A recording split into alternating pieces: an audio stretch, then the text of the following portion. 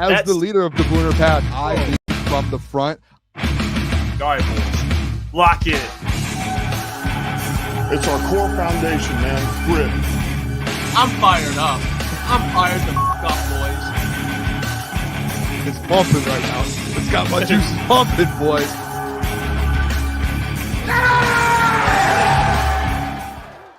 Welcome, everybody, to Crunch Time with Jeff Booner, Lukas, and Gentry. It is Friday, August 23rd. And, of course, 8 p.m. And you know what? Even though we love them, the Detroit Lions just decide, you know what? Fuck Inside 'em. the den, going live at 8. That's what they decide. And you know what? If people want to go watch it, great. We asked the people nicely. Not great. We asked the people nicely. Stick around till 10 a.m. or 10 p.m. We will go watch it with you at 10 p.m. and we can do it. We won't maybe be live with you, but we'll watch it and we'll live tweet. We can message each other. We can do different things like that with each other. Come on, stick with us here today. I love the Lions, but Crunch Time goes live at 8:00. You guys sure we should release our thing? The Booner Path, your leading marketing campaign for your fan base, is going live to just broadcast for 2 hours. Nothing but good PR for the Lions. Realistic and honest good PR for the Detroit Lions. And I think that there's plenty of other windows, especially with 7 o'clock, with hours and time slots with less entertaining things. Like, I think take advantage of that. At least 7 check in to with 8. them. Yeah, I mean, what are we doing here? At least They still haven't reached out to me about collabing on a Kool-Aid video, which if anyone, again, knows Lions PR, It's going to happen. Yeah. It's going to I happen. don't know who to talk to, man.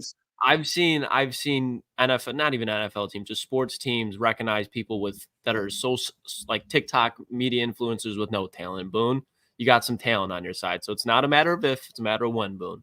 You'll be on the Detroit, you'll be on the 50-yard line of Ford Field. Oh my gosh, in the playoff game or something? It'll be like on the preview of you know how like before the game they'll play like that 45-second like hype preview? You'll be on that. Oh my gosh, dude. That'd make my life.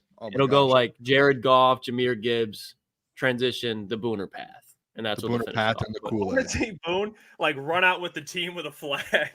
He's running out with a flag and everyone's running out behind him. Like, we'll get there. We'll get there, Boone. Maybe I'm gonna go to the Lions chat right now. I'm just gonna go drop the Crunch Time link. You spam the link like one of the bots, like one of those NFL stream bots. I'm just gonna come join Crunch Time. Lot to get to today. Previewing the preseason game over the weekend against the Pittsburgh Steelers. We'll talk about that. Some storylines that we're interested in. We got Peter Schrager hyping up Brian Branch. Mina Kimes hyping up DJ Reader. And, of course, we got some college football to get to because college football starts this weekend. Hey, we're here. Week zero. I cannot wait for college football this year. This is by far not even just because I'm an Ohio State fan, but even if like Ohio State had the roster they did last year, I knew they weren't going to be winning a national championship. This is my favorite year that I think I've ever, or I shouldn't say favorite, the most excited I've ever been to watch college football. I mean, you got to think about this too with college football. Everything has changed. Like this is like the new college football. It's probably, honestly, and I could say this very confidently, this is the most anticipated college football season of all time. Like you're going from a 4-team playoff to a 12-team. Not even like that alone probably would be like the anticipation's crazy. But at the same time, the Pac-12 is completely gone. You have teams going into the Big Ten, teams going to the SEC.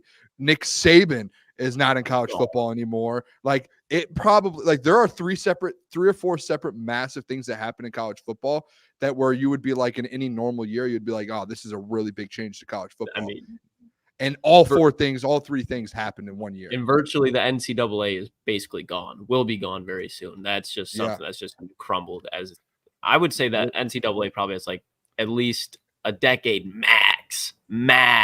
Unless they like figure out I was listening to the McAfee show and McAfee was he did a meeting with the president of the NCAA, and he's always gone at them like extremely hard. He's been like, I hate the NCAA, they need to leave. And he said he did a meeting with the president and the CEO, the guy who took over for that other loser who didn't know how to run it. And he said like their plans are like, he was like, I was shocked. I was shocked that the NCAA figured it out. They had like a former governor that's now the president of it. And they like, he is. I guess he's absolutely dialed in. Like they're going to have like essentially like a salary cap at some point for like up to 20 million for the NIL, and they're going to cut some things out, and they're going to make it to where players just going back and forth. Like they it seems like they might have a decent. I don't know. I hope they do, just because like I hate the NCAA. I just want college football to be like perfect. So beautiful. They're on the way to doing. I see this comment. I want to address it because I think even though we've already have kind of addressed it, but Mr. Clockwork says, what's up with no membership still? Currently, YouTube, doing what YouTube does, gave us a 2-month suspension. So in terms of being monetized. So no memberships until October. No monetization till October. No super chats till October. It's unfortunate. It stinks. But all memberships are on pause.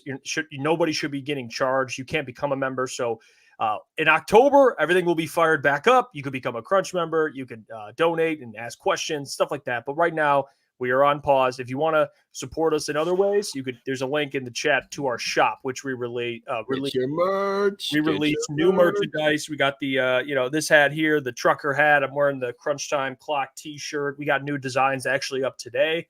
So get your merch. I see Mike Reed. I got my Crunch Time hat today, Jeff. It is a nice hat. Appreciate you, Mike, man. Mike's been ordering, Steve and all those guys purchasing and getting their merchandise. So appreciate all of you for the support. Kind of Stallions. Now I'm at Mumford running the best defense state. LFC. 30. Is that the real Connor Stallions? I think it has to be, Bill. Look at the name. No, like I want to know. Like there has to be a way to fit Connor. If this is actually you, Connor, message me on Twitter from your actual Twitter or something. Like reach out to me. Imagine if Connor Stallions actually watches Crunch Time. That would be the biggest, like one of my biggest accomplishments in my life. I swear that would. I mean, absolute legend. But hey, like I kind of previewed. Peter Schrags. All right. Schrags, he does this every year. Well, he'll get some players. He'll mention some players. Hey, this guy, look out for this guy. Apparently, this guy's money on his Super Bowl predictions. Booner, you brought that up last 4 years. He's just getting it right. So it is, hey, that's the data. And Peter Schrager. And by the way, this segment is brought to you guys by BetUS. Check them out. Link in the description. Peter Schrager said his breakout player for this season is Brian Branch. Brian Branch. Surprise. Yeah. So, and he could have chosen anybody. Yeah. Could have chosen anybody. He chose Lion safety Brian Branch, who a lot of us have, having a pretty big season, all Pro Bowl expectations. And I think, for a guy like Brian Branch, there's a reason they moved this man to safety, for him to play as much as possible. And I want to see if I can play the video. I think it's on TV, so I don't know if I could play the. Just keep us on the screen. We'll be good. Yeah. I mean, really, what's going to happen is it's a copyright strike, or it won't be a strike, but copyright. But we don't make money off it anyway, so it probably essentially doesn't matter right now. Well, let's play the clip. Good Morning Football. Let's play the clip. So this is Peter Schrager on why Brian Branch is going to be his breakout player for this season. Let's hear it from Schrags himself. Start with number 5. Who is number 32 on the Lions? That is their starting safety, Brian Branch. 6 feet, 200 pounds, out of Alabama. Second year in the league. Brian Branch was all over the field last season, played in 15 games, had 74 tackles, 3 different interceptions. He led Detroit with 13 passes defended, and he's going to be the man calling the shots from the middle for this talented and decorated young Lions defense. You're looking for a game breaker. Brian Branch in year number 2. Remember last year, they had all those rookies. Brian Branch is going to step up, and I'm talking Pro Bowl season this year for this guy out of the safety spot. Flies all over the field. One of Nick Saban's favorite players on defense that he ever had.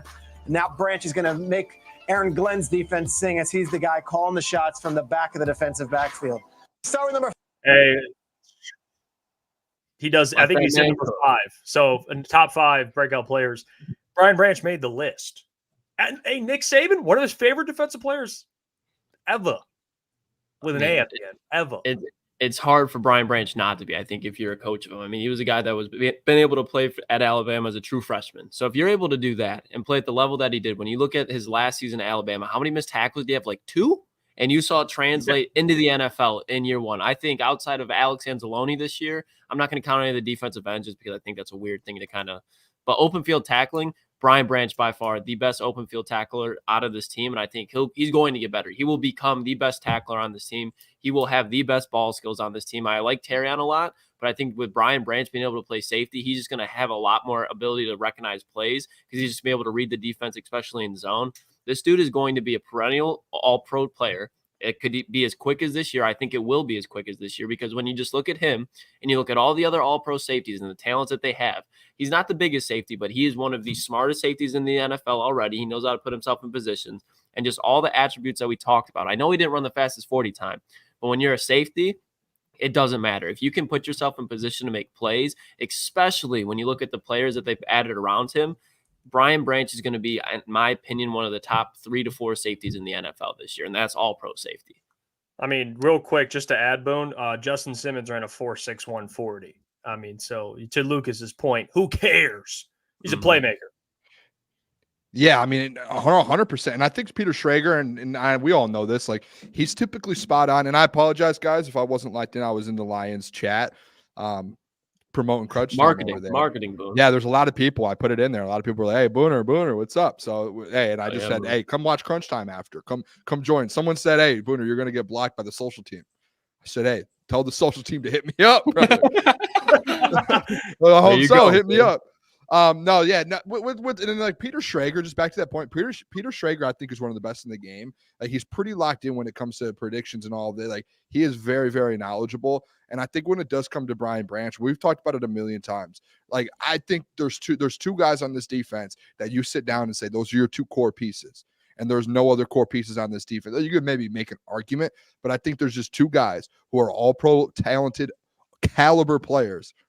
And they will be all pro caliber players for the next 5 or 6 years on this Detroit Lions defense. That is Aiden Hutchinson and Brian Branch.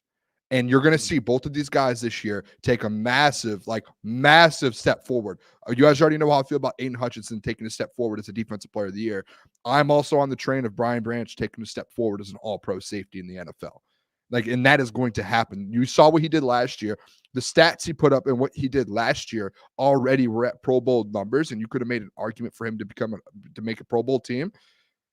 And then you kind of add it into where he's going to switch positions. He's going to be he's going to basically be the eyes and would you say the heart?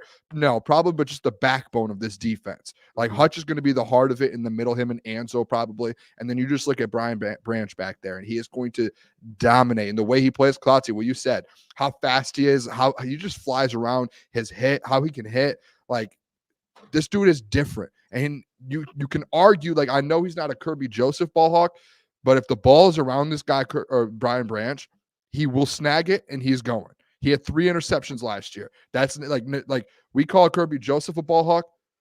Brian Branch is a guy that, and now that he's playing safety, he is going to find the ball. Like, he was in the nickel last year to where it was harder at sometimes for him just to go, approach, what's the word I'm looking for here? Stalk the ball. Like, he didn't have that. Like, he wasn't in the right position last year. Now he's a nickel, or he was a nickel, and he wasn't able to. You saw like 2 of his interceptions were just off tip passes. That was it.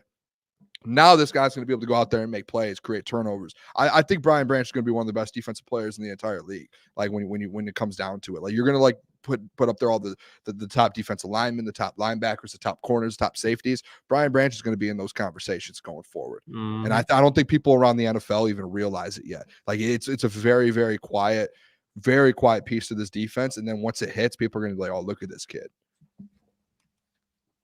Do you guys think that it's kind of, and I'll just mention this because I've been thinking about this defense pieces like Terrion Arnold, who's a rookie now, but going into a second year next year, we expect him to get a lot better.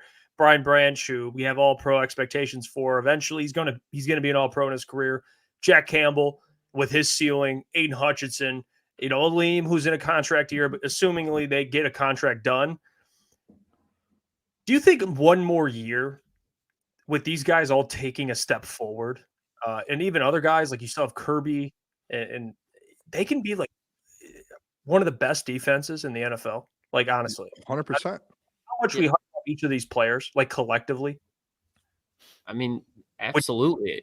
Because as time goes on, other players are going to see that. Other players are going to want to win championships. Other players that are on bad teams, for example, like you look at a player like trying, like Patrick Surtain. I'm not going to use him specifically, but a player that's in Patrick Surtain's position coming up on a contract. Do you want to take big money and stay with a team like Denver? Or do you want to go play across from Terrion Arnold? Do you want to go play in front of a guy like Brian Branch who can tackle Bijan Robinson in the backfield, man up on players like George Kittle, and man up on players like Justin Jefferson? Because he did that all last year. He had an interception while covering Justin Jefferson.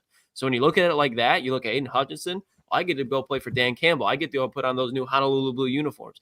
Absolutely. And I think this is a situation where not only are the players going to want to stay here, and not only the players going to be retained here, because I think the Lions have shown so far that if a player deserves to get paid on his performance in Detroit, he's going to get paid and he's going to stay here. And players recognize that. Players respect that. And you just look at all the coaches. I mean, Jeff, you went from head to toe with this coaching roster. Pretty much, I want to say all of them pretty much are former NFL players. So when you look at that, that's another attractive thing, because a player's not going to want to go hear from a Brandon Staley, who just came from a D3 college, is now the secondaries assistant for the Detroit Lions. Obviously, that's an extreme situation I'm talking about, but I think all those things are very relevant, and that's why it's so important with the culture they have right now in Detroit, because even the culture in Detroit, I think, is a lot more improved when you look at a situation like San Francisco, and it's showing this offseason. I mean, you have future Pro Bowl / All-Pro players, with that type of potential at all three levels, right? Yeah. Literally, like that's how it's framing right now. It's how it's shaping. Yeah, I mean, up. We've said it before. I think they're going to be a top 10 defense this year. Like the guys that are going to take a step forward puts you into that position to where, hey, this could be a top 10 defense. The ceiling for this defense is, you're looking at it, and maybe I'm wrong, maybe I'm way off on this, but if every single guy in this defense, let's look at it real quick. On the defense line, you have DJ Reader, very underrated, big time piece to this defensive line. Ali McNeil, supposed to take a big step forward this year. Aiden Hutchinson, supposed to take a big step forward into that tier 1 edge rusher category. Terrion Arnold, obviously a rookie, but you're expecting a lot of a Terrion Arnold. Carlton Davis, who he's had a good career so far, but this is a spot to where he just got traded and he wants to show out and show the people that, hey, this is what I'm about. And then you just go to the linebacker core. Jack Campbell, massive step forward. Anzo, we already know who Anzo is, an absolute dog and one of the best in the league. And then the safeties there with Brian Branch, massive step forward. Ife Malafanu backing him up, and you got Curb. Almost every single piece on this defense is supposed to take a step forward. Every single one. And some of them are supposed to take 10 steps forward, and they're going to be able to. So if you do think about it, without injuries, if they all take a step forward, some might, that's just the way the league works, is some will and some might. But if they all do, you could be looking at a legit, at the end of the season, you could say, hey, on paper, this is a top 5 defense. This is a legit, Super Bowl contenders when you look at them in the past. I think we've talked, I've talked with Adam about this when he's brought it up in the past, and just kind of on the side is we talked about, to win a Super Bowl, you do have to have a top 10 defense. That's part of it. Go look at the former Super Bowl winners or teams in the Super Bowl just playing for it. Those are top 5 defenses consistently. And I think the Lions, they've put it together. And then honestly, the X factor of this whole defense, guys, Aaron Glenn. I mean, I want to bring this up because it helps with what you're saying. Mina Kimes said that, DJ Reader, very special player, one of her favorite additions this offseason, out of her words, and how he can kind of help unlock the rest of this defensive line. Let's hear from Mina Kimes. DJ Reader, one of my favorite signings. I feel like it flew under the radar when it happened. That dude has just been good every place he's played at. And I'm very intrigued by the potential of DJ Reader's addition unlocking the interior pass rush you get from Alim McNeil and Levi Onwuzurike, who I don't say I had written off, but Lions fans have been telling me, and I've been seeing camp reports, no, he's really looking like he's going to get after the quarterback this year. Alim McNeil's going to get at the quarterback. DJ Reader, before he got hurt, was 11th most double-teamed defensive. He's been double-teamed at pretty high rates his entire career. That hasn't happened in Detroit. No one on that defensive line has been double-teamed at a high level. So him in there eating up blockers, I think, could really open up opportunities for an interior pass rush. Yeah, and it's going to not only the interior, but also help on the edge, where Hutchinson might get some more one-on-ones because you're really worried about what's going to be happening inside. So I think that does help everything going around. Like you said, I think the interior pass rush is definitely going to help them. This is still a team that was really good at getting pressure last year when there was really only one real pass rush threat along that defensive line. So they were still able to do that, but they were only 13th in DVOA when they created pressure. again, because everything else just kind of couldn't hold up. So I think the defense as a whole is definitely going to work together better. Well, there. Hey, damn it, Klotz. But I think everything she said and the co-host said is that just shook me up. I did not absolutely expect that guy's voice to sound like that. I'm sorry, that shook me up. 100% true. All right, 100% true. I think the addition of DJ Reader, the addition of DJ Reader is going to make everybody else significantly better. All right, despite the man, maybe we were a little thrown off there. It was facts. Everything that was said there, facts. I mean, it's hard to go ahead, Boone. No, I just say I think that people don't realize it because he's been at camp. Like the guy, like realistically, Mina Khan said it. Like he's double teamed the 11th most out of anyone in the NFL over the last few years, like throughout his career. Like I don't think people until it's one of those things. I think until you see him play and until you see like in a game scenario, the impact he'll have once you start seeing Aiden Hutchinson get to the quarterback more, a Marcus Davenport, like those edges, Aleem McNeil get to the quarterback more, because like you have zero choice but to double team DJ Reader. Because if you don't double team him, he will blow your whole play up. And that's just like a fact. So it's like you have no choice but to do it. And like think about like last year, who was getting double teamed? Aiden Hutchinson. And if Aiden Hutchinson wasn't, Aleem McNeil was. Now this year it's like, all right, you can't double team everyone. You have 5 guys, maybe a tight end or a running back blocking for you. Like let's say it's 6 guys blocking. I mean, you're gonna double team all 3 of them. You're leaving open, like you can't. So it's like these tight guys end or something. Yeah, like it messes the scheme up. It ruins everything for offenses. Just him being on the field, just the presence of him. Like knowing that he's going to be getting double teamed and that Hutch and Aleem are going to have one-on-ones. Like that was the problem last year. Some of these guys weren't getting one-on-ones, and the guys who were, because they were doubling Hutch, all of them were not winning their one-on-ones, and they could never even come close to winning a one-on-one. I could have won a one-on-one better than some of these guys last season. Yeah, I mean, I think where you're going to see DJ Reader really make an impact this team is when you look at Caleb Williams, Jordan Love. I know they're not playing the Ravens this year, but if they had DJ Reader last year against the Ravens, all the times when these quarterbacks step up in the pocket and just create plays, they're not going to be able to step up in the pocket this year, because if you have DJ Reader there, again, like Booner said, if you decide to leave one-on-one with DJ Reader, your quarterback's probably leaving the game with a concussion. And if you decide to double team him, that's great. You have Aleem McNeil who's going to go for 7 or 8 sacks this year. And at times you're going to have to double team him too. So DJ Reader is not going to be double teamed every play. And that's going to be an impact, because you're going to double team cannot talk. Sorry about that, boys. DJ Reader, you're going to leave Hutch one-on-one? No, they're going to find ways where you got to chip Hutch. They're going to be doing so many things to game plan for this defensive line. You know who that's going to help out? The secondary, the linebackers, all these young mobile quarterbacks that usually have their breakout games against the Detroit Lions, that have their coming out party against the Detroit Lions. Lamar Jackson definitely did last year. Brock Purdy definitely in the second half. You could see where his legs killed him on that 3rd down and he runs for 19 yards. I mean, it's infuriating to watch. And now those plays with DJ Reader, he's going to develop guys behind him like Levi and Broderick. So not only is he going to make an impact now, but you're going to see the guys like Aleem after they resign. You're going to see the impact of DJ Reader even after he leaves this team. Yeah, DJ Reader is going to make a lot of people money. I mean, he's going to make Aleem McNeil this year a lot of money. Same with Hutch. And that's why when you say things like you say, Booner, and we, even we've given you credit on it, that Aiden Hutchinson being a defensive player of the year candidate, he's why. Not all why, but a big reason. You had a guy like that, he's going to help Aiden Hutchinson out. Like, how do you, like you guys said, how do you double team Hutch when you have Aleem McNeil now or DJ Reader now, who you have to send 2 at every single time? I even think, and I know this sounds absolutely wild, but at the same time, it really doesn't. Marcus Davenport, I think he makes it a little better because he's just good. Hey, he's just going to have he's going to have a lot of one-on-ones, right? Like these guys are going to be in better position, even if you're blitzing guys like Derek Barnes, or you're sending guys like Iffy, or you're sending guys like Brian Branch. Doesn't matter. They're all going to benefit because that guy just takes up space on his own. So I love it. DJ Reader, someone that we talk about all the time. His impact's going to come in the postseason. And that's the biggest part because of how good he is in the postseason. But man, he's a very impactful player.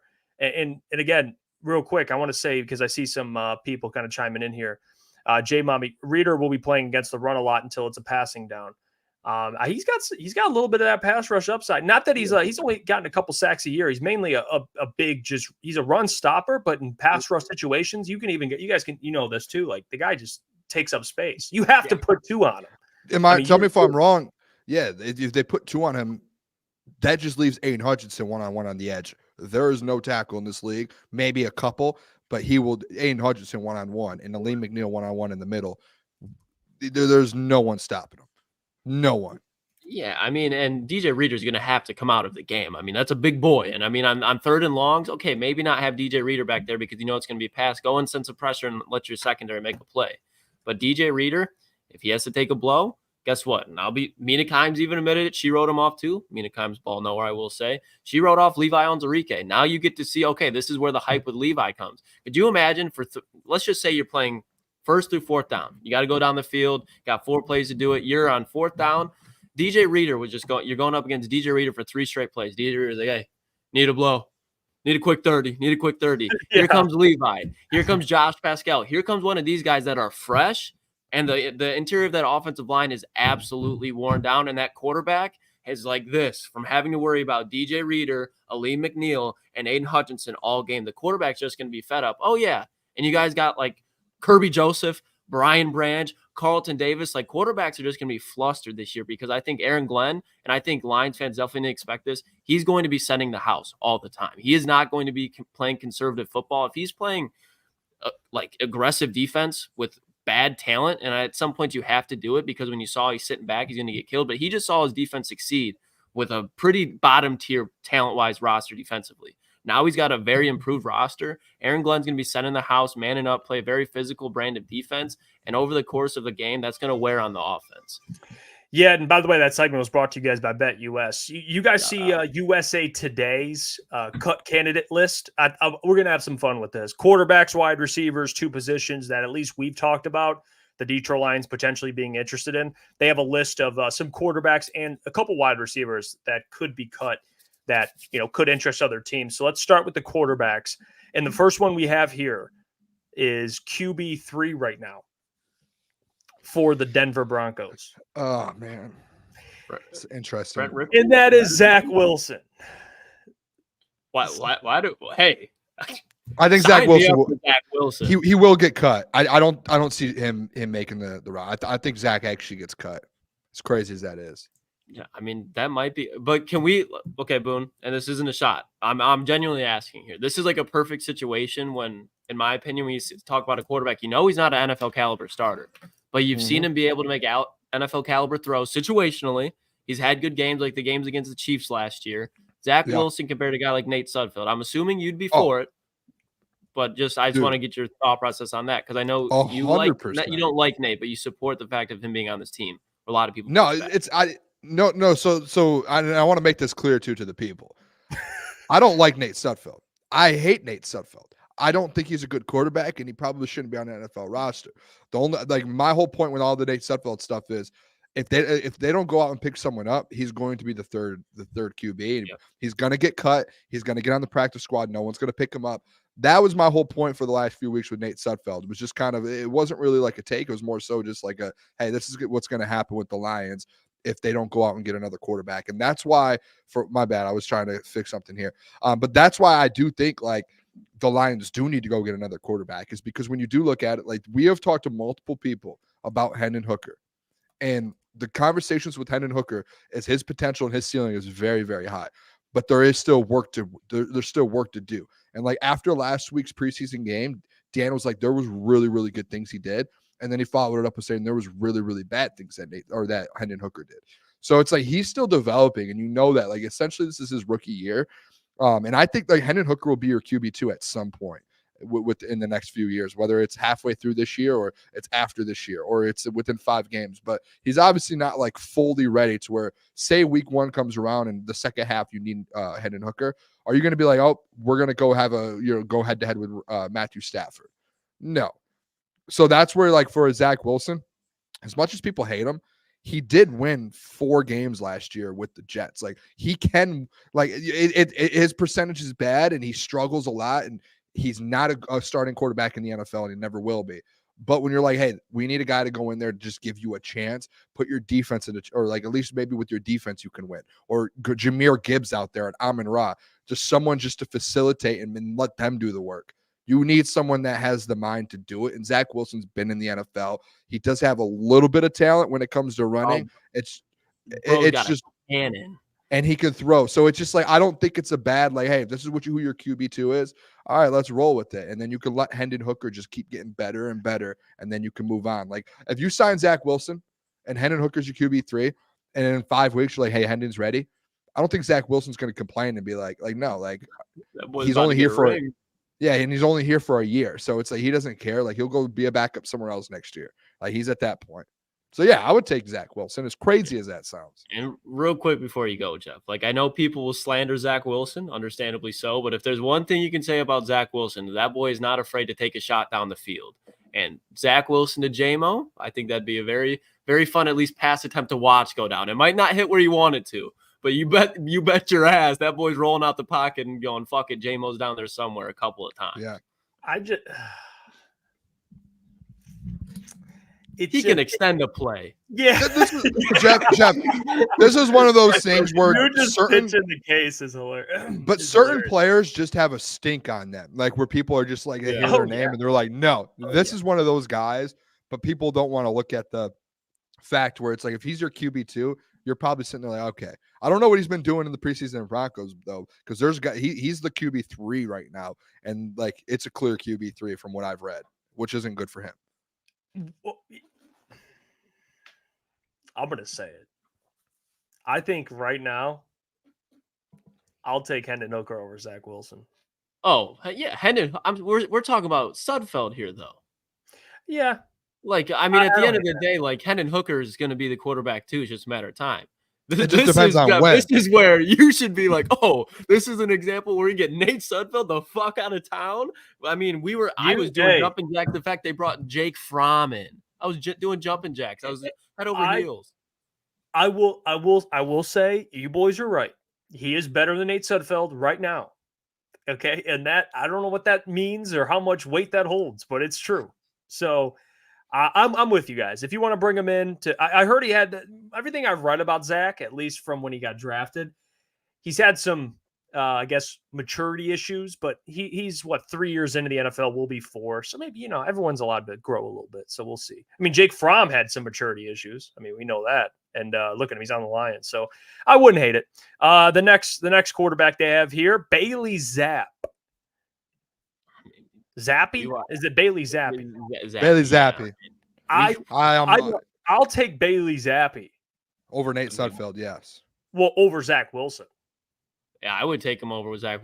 We watched. We got the full POV of Bailey Zappe just cooking a full course meal on the Detroit Lions secondary. With the size. I know that secondary was bad, but that man was cooking, and he was for a stretch over the season. Like, I think if you were to put him with that Jets roster, I know their offensive line sucked, but I think instead of 4 wins like Zach Wilson, he maybe gets 5. Like, I don't think there's a gap, but I think Bailey Zappe, yeah. Give me the Western Kentucky man. Get him with his fellow Hilltopper and Broderick Martin. Let the chemistry build there. That is, you know what? That is true. I didn't even think about that. I like Bailey Zappe more than I like, honestly, out of all the quarterbacks, if he got cut, he would be like the number one. Be a good one. I do think though, pretty good backup, man. Guys, this is the realistic thing though. He's a good backup, but like Jeff, to your point, if you think Hendon Hooker right now is QB2 and he can do what Bailey Zappe could do, then there's no point in bringing a Bailey Zappe. Like, that's where I'm at a little, because like Bailey Zappe, that I agree with that, but Bailey Zappe is going to have a QB2 option at somewhere in the NFL out of 32 teams. Zach Wilson's going to have an option to be QB2 somewhere. So it's like, I feel like it's like wasting breath being like, I think it'd unless be a better you think test, Hendon Hooker, better test. a test, that's fair. But like for me, my opinion, everyone that we've talked to that's been in the building with the Detroit Lions, every reporter we've spoken with, and Dan Campbell himself has said, hey, Hendon is still developing. He literally said that Sudfeld's over Hendon Hooker right now, which we know is not true. And we know Hendon Hooker, you're taking Hendon Hooker before. But in Dan's mind, they're still not like comfortable being like in a game scenario. Like, again, if Jared Goff, knock on wood, ends up not being able to play the second half versus the Rams, I don't think the Lions and Dan are like, hey, we could throw Hendon out there right now to do that. Like, I don't think they, like, by the sounds of it, from what reporters are saying, like, I don't think they're comfortable. So, like, I do think, like, I get your guys' point. Like, if you bring Zach Wilson in, he's the 3. Like, I don't think that's what, like, if they do bring one of these 2 guys in, it's because they feel like they need a QB2 over Hendon Hooker. Like, these guys are instantly QB2s until Hendon, it could be week 5 and they're like, Hendon Hooker, you're now QB2. But I think if they bring someone in tomorrow, me too. Like, if they brought Bailey Zappi in, I trust Bailey Zappi right now until I know Hendon Hooker's ready. Yep. Very well. I you know what, Boone, we can break some bread. Then they especially know Bailey Zappi. I mean, they know. I mean, he was. Hey, What do you think, Aaron Glenn, after Bailey Zappi went like 23 for 30, shake his hand when he gets in the building? But when Aaron Glenn laid his head on his pillow that night, like, what do you think he's thinking about? Just watching, like, it's like flashbacks of Will Harris getting just cooked by Philip Dorsett in slow motion, by Bailey Zappi just dropping it in a fucking glove box. Yeah, he had a game of his absolute life. He was like 17 to 21. I mean, he played well. And as soon as he gets in the building, Lions sign him, Aaron Glenn would just shake his hand, just squeeze his hand and be like, good to have you. You know what you did to me? You know what you did to me, my career? Yeah. You know what? I will say, I like him over Zach Wilson. Zach Wilson, to me, like, if you bring him in, I get what you're saying, like how the coaching staff would view it. Like, because again, that's what Dan's been saying.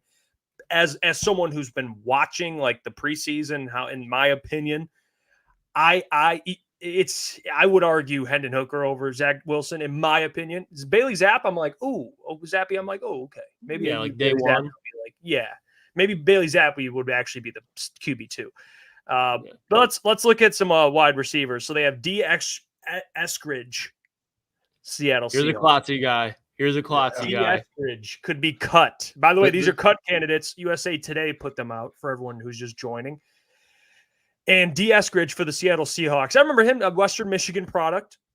Yeah. Smaller, but he's kind of the at least from what and Klotzy, correct me if I'm wrong, he's kind of the gadget guy. Like, he's fast, playmaker, hasn't really good ass returner, very good returner. Yeah. What do you guys I just want to real quick, Klotz, before you go, I'll let you cook. Yeah. I just want to say there's 4 receivers on this list. I will have nothing to say about 3 of them. I am out on 3 of them. D. Eskridge is one I am out on. You have he's a smaller. He's not like an X or anything. I'm completely out on D. Eskridge. You have no idea. I'm kidding. No, I'm with you, Boone. You don't need D. Eskridge. You really don't. I like him as a player, but he's not needed in Detroit. I just think, like, this wide receiver list, there's I went to go take notes and kind of prep for the show, and I was like, I'm not even going to waste my time on 3 of these 4 guys. There's only 1 guy on this list. I'm like, yep.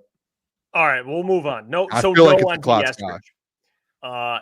Kadarius Toney and Sky Moore. Okay, they kind of group them together. Yeah. Kadarius Toney, hell no. Sky Moore, he's been disappointing.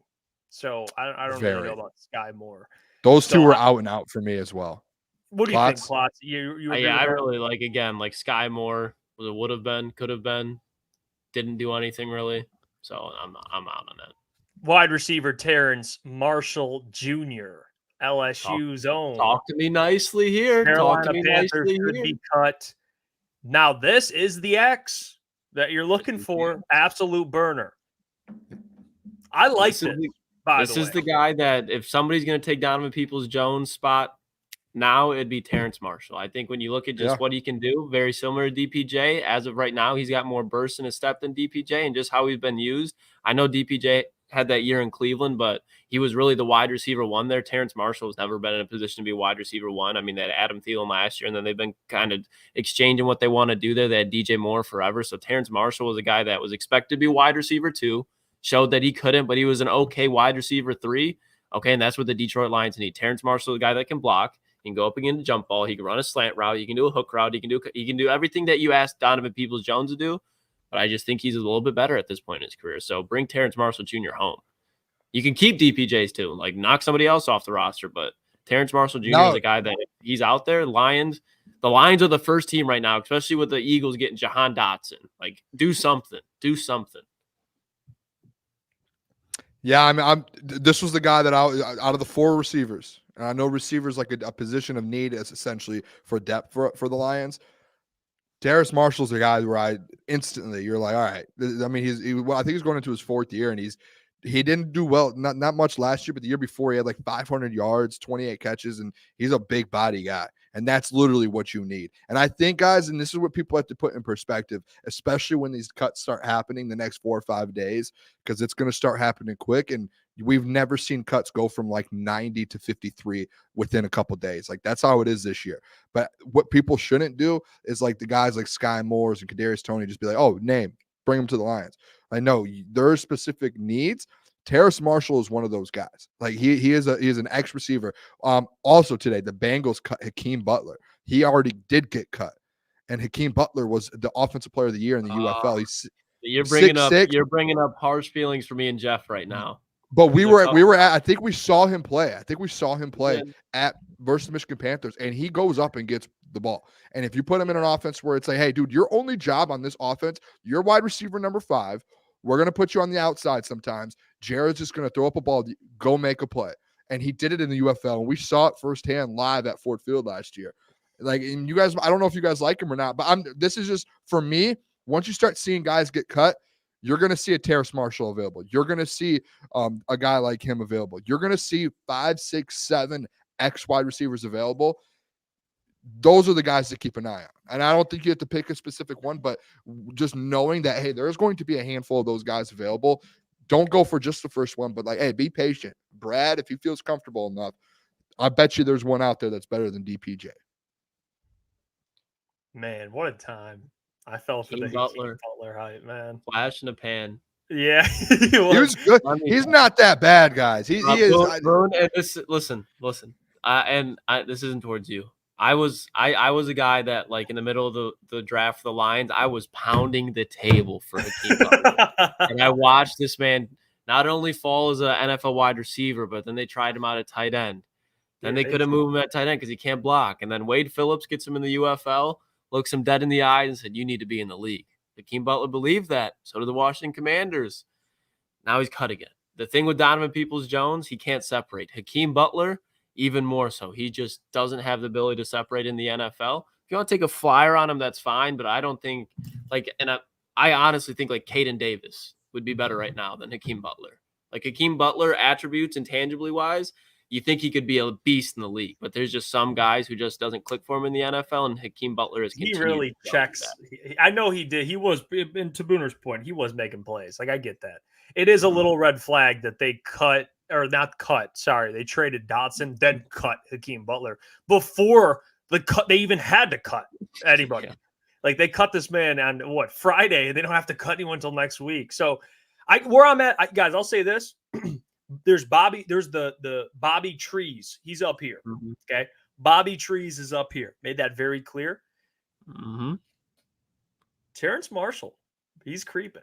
It's a fit. It's a fit. He's creeping up there. I like Terrace Marshall. And I know I read something that Dave Canales was hyping him up, so they like him. But they got a lot of wide receivers over there.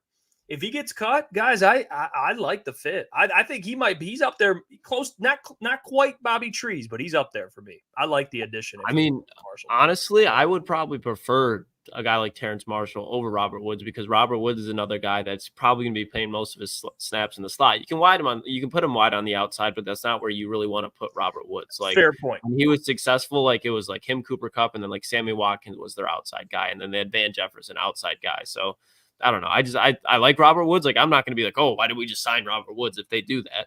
But I would honestly prefer Terrace Marshall, because he's just what the Lions need. And I guess the edge for me would be like the relationship with Jared. But to your point, like Terrace, dude, I checked the year you brought up, Boone. He had like 500 yards for Carolina. He averaged 17.5 yards per catch. That's a Josh Reynolds type of dude, player. Yeah. Like, I mean, chunk plays, a lot of them. So I love that. I love the Terrace Marshall mention there. And that's about it, guys, for the wide receiver. So, hey. No Jake Bobo on there? No Jake Bobo on there. What's up, Boone? Never mind. We'll move on. What'd you see? I saw you get locked in. Nothing. I was thinking, I brought up Josh Reynolds, and I just thought that, like, I heard that there's a potential cutting of Josh Reynolds in Denver, and I didn't know if that was true. And I was just looking up articles. No, because he signed for 1 year, didn't he? Yeah, but I thought. think he's been going through, and I could be wrong. I think he's been going through injuries. Yeah, he signed 2 for $9. 2 for $9. Yeah, I just think I think he's been going through an injury, and so I think there's like a I don't know. That's why I said never mind. Let's just get to the next segment here. So preseason, it was really just Marshall that I was pumped about. Preseason is Saturday. Streams only. Jake Bobo would lead this team to the Super Bowl by himself. Absolute playmaker. Preseason is Saturday, boys, and Dan hasn't really said anything. I'm assuming, and it should be this way, no starters for the most part, unless you throw out some guys maybe you want to see more looks from. Hendon Hooker will be starting. It's at Ford Field. This is his first home game playing in an actual game. What are a couple things? It could be 1, 2, 3 things that you're keying in on Saturday. It could be players. It could be whatever it is. What are you focused on for this preseason game, the last one of the year? Start Booner, you want me to go? Yeah, I have I have 2 or 3, but I'll just give one, and then we'll go around the room here a little bit. The one I think, and I'm sure all of the people, everyone will agree with me on this. There is literally the biggest battle. And I think the biggest news and like everyone, like the biggest question marks right now on this Detroit Lions team, it's 3 or 4 guys. James Houston, Mitchell Agude, Isaac Ukwu, and Matty Betts. And I think, honestly, those guys, I think 2 of the 4 of those guys make the team. And we're doing predictions. We're doing a couple position group predictions later in the show. And I picked 2 of the 4 guys. And you guys might be shocked on the 2 guys that I picked. But one of these guys, it's whoever shows up, I think makes the team. Because I think there's been an argument that some of these guys, the guys who have been on the team, but James Houston hasn't been maybe as consistent over the last year and training camp. Mitchell Agude has been consistent through training camp. Ukwu been consistent through training camp. Matty Betts, a little inconsistent, but he's made plays. So I think that there's a little scenario here where, hey, you need one of these guys to step up. You need someone to step up, because I'm going to tell you what, if this Detroit Lions edge group outside of Aiden Hutchinson does not have help, when we talk about top 5 defense, they're not going to be a top 5 defense if you don't find someone else on the other side outside of Marcus Davenport. You will not. You need one of these guys to work out. As much as some people hate on Ukwu and Agude and Betts, and then on the other side, as much as people hate on Houston, you need one of these guys. Like, you need them if you want to be a top 5 defense. And I think literally that is the biggest, I think, storyline going into tomorrow is what happens with this edge group. Who goes in there and who dominates? And whoever dominates, I think that's who it comes down to make this 53-man. I think tomorrow is like you're sitting there and you're like, all right, you have 53 guys you can keep on this team. Dan said there's 5 to 6 spots left. 2 of those spots right now are wide open, and it's out of those 4 guys. And I think that's a fact. So I think tomorrow is like the number one thing. Like, if you're picking anything, that 4-man rotation right there, who steps up and makes plays and who looks consistent. Yeah, I mean, that's number 1, Boone. I think we would collectively agree on that. But number 2 for me is the wide receiver. So the guy that I'm actually going to be specifically watching, I hyped up Isaiah Williams all last week, but Caden Davis this week. Because if there's a guy that can, and I don't think any of us are saying we want Donovan Peoples-Jones out of town, but if Caden Davis goes back-to-back weeks with having big performances, I know it was only 1 catch, but that showed you more than Darius Fountain has all offseason as far as in the preseason. So Darius Fountain, I really don't see making the roster at this point, but Caden Davis I still think has life. I know he was an undrafted free agent like Dylan Drummond and Chase Cota, and they got the boot regardless of having that, but I think this wide receiver core right now, depth-wise, is in a different spot, especially on the outside. So if Caden Davis goes out there and stacks up another good performance, and Donovan Peoples-Jones, who I think right now is probably leading the roster right now just because he has that experience in the NFL, and that's probably the only reason. Booner, I agree with you. Donovan Peoples-Jones has not been what you want this offseason, but at least you have seen what he can be in the regular season. You can't say that about the rest of these guys. So if Caden Davis goes out there and has another big game, I think there's a chance that he could potentially see them move and elevate him over a guy like Donovan Peoples-Jones, and then that activates a guy like Isaiah Williams, etc. I just think if Caden Davis does have a big game, it could shake up that whole depth part of the Lions. It's a great selection, because for me it was going to be like DPJ, just please. I mean, we just got to see this man have a pulse. I've been saying that a lot. It's just, and that's like the theme with DPJ. Now with Hendon Hooker starting, seems like, he's been more accurate, which is weird. I know it doesn't make sense because the reports have been he hasn't been accurate, but completion percentage wise, he's at least putting the ball in the right place for the most part. DPJ, if he can make some plays this weekend, I think it'll be significant for him. So DPJ is someone I'm keying in on. Maybe the wide receiver core in general is a good one, like Caden Davis, Isaiah Williams, those guys. So I would say for me, the first one's got to be DPJ. Can he stand out? Can he show why? Hey, you guys traded for me last season. You brought me back this offseason. Hey, I can make plays. I can be an X, and I can complement this offense. So DPJ's the first one I thought of when I'm looking at standouts. Guys, I hope to stand out. Yeah, last one I'll give here because I think I don't want to just say the same thing as you guys. You guys are spot on when it comes to the wide receivers. I think that was my number 2. Actually, was like you need to see what happens with this wide. I'm going to save it actually because I have a weird thought process when we do in and outs here for the 53 man with the wide receivers, and people might not like it. So that's fair. People don't like a lot of things I do. Last one I have here though, I don't know like how crazy this is, and this might just be really like weird football mind. I kind of want to see the offensive line again, boys. No, that's not weird. It's great. Like, these guys, like, it kind of makes me mad a little bit because last year, and I know it's so hard to have offensive line depth, like in the NFL. We've talked about it all the time. It's tough. Offensive line depth is tough in the NFL. But last year, you at least had Graham Glasgow as your 6th man to be able to say, hey, if someone goes down, Graham can play any position. And he did it. There was times he did it. And you were able to patch up because of Graham. Right now, week 1 of preseason, what did we see out of the offense? They were terrible. The offensive line was terrible week 1.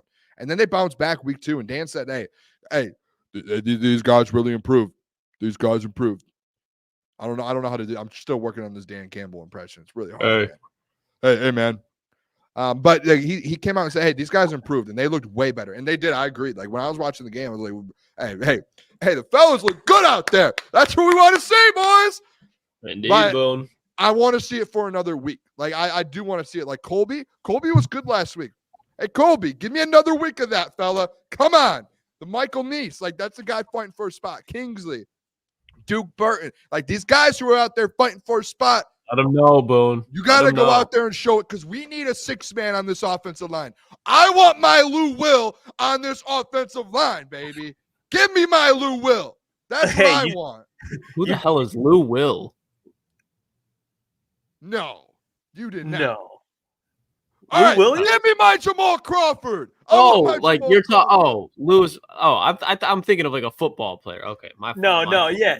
I want my Graham Glasgow. I want my 6th man. I hope it's Colby. Want it to be.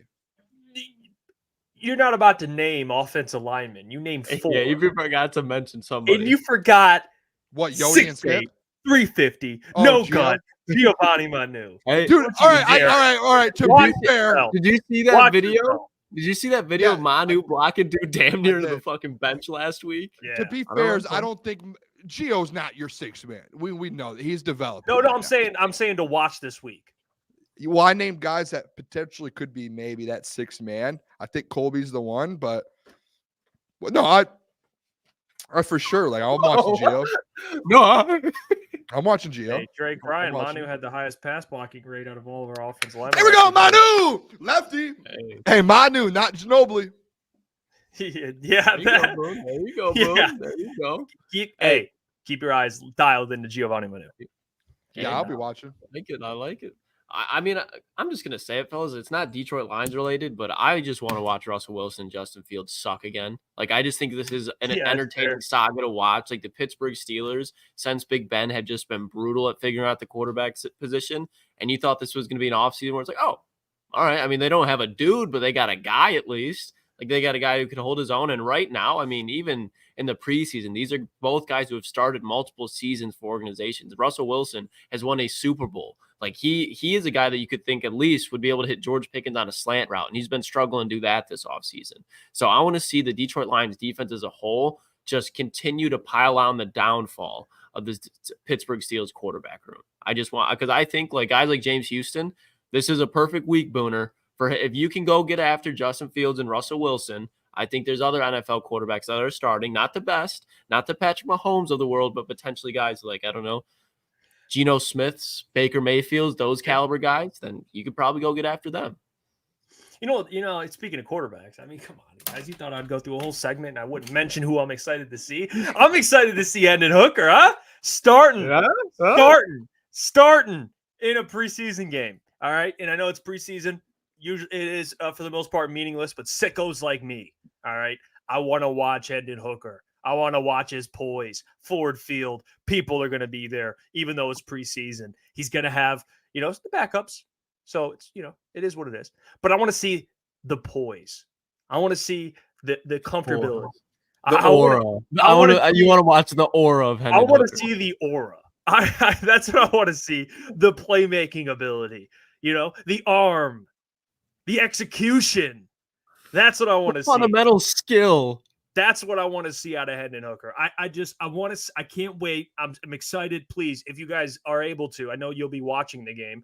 Come check out our stream because boys will be live and we're gonna bring the juice. All right, especially Hendon Hooker goes out there, whether he throws 3 TDs or he throws 3 picks. The boys are gonna be locked in, and the boys are gonna be bringing the juice. Hendon Hooker is gonna play better than. He's going to play better than either Russell Wilson or Justin Fields. Maybe not both, but he's going to play better than one of them at the bare minimum. And I think walking out of that situation as a Detroit Lions fan, you can keep your head held high. Yeah. I'm so dumb, dude. I forgot who we were playing that whole time, and we were I'd see Justin Fields and Russ tomorrow. I didn't even think of that. Yeah, that's what I'm saying. Oh my gosh, you know who I'm looking for then? Field? Yeah, bro. I'm looking for Amik Robertson. I think Rakestraw potentially could play tomorrow. Brandon Joseph. Oh my gosh, this changes everything. That's changed. I think Rakestraw. I could be wrong. Out there? Do you think? I don't know. I could be wrong.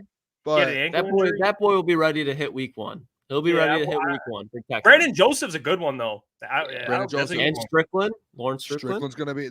Hey, let's say that for the in out segment because Boone's got that too. I got something. I can't. I love that segment. I can't wait. I'm excited. No, I'm pumped though. That just made me even more excited because all I was thinking in my head while you guys were talking there, and you guys know this, I get distracted sometimes. My mind races a little bit. Perfectly fine. That's how humans work. But what I was thinking about, I was like, man, Hendon Hooker starts tomorrow. The first half is going to be electric. It's going to be so fun. And then, because I remember last week, I was doing the stream by myself. Appreciate the fellas. It's a bad shot. Just kidding. I love you guys. But no, I was sitting there. I was sitting there doing it by myself. And the first half was tough because it was Nate Sudfeld. And I'm like, all right, like, what am I doing here? Like, this is tough. And then Hendon gets put in. And the thing with Hendon, it was like, hey, he can make this a game. Like, if Nate Sudfeld somehow just doesn't mess up, like, Hendon's going to have a chance in the second half to go win this thing. And he went out and did it. And, like, the team did it. And the stream was electric. The game was electric. The preseason game felt like a regular season game for a half of football. And you're like, all right, Lions are back, baby. Like, that to go down, fumbled it, then get the ball back and kick the field goal. You're like, all right, this is the Lions here.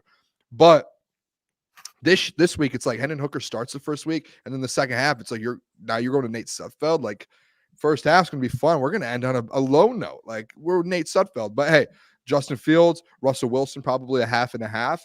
That makes the game a lot better, I think. More interesting, especially if you want to see what your defense can do, because those are 2 guys fight for a starting spot.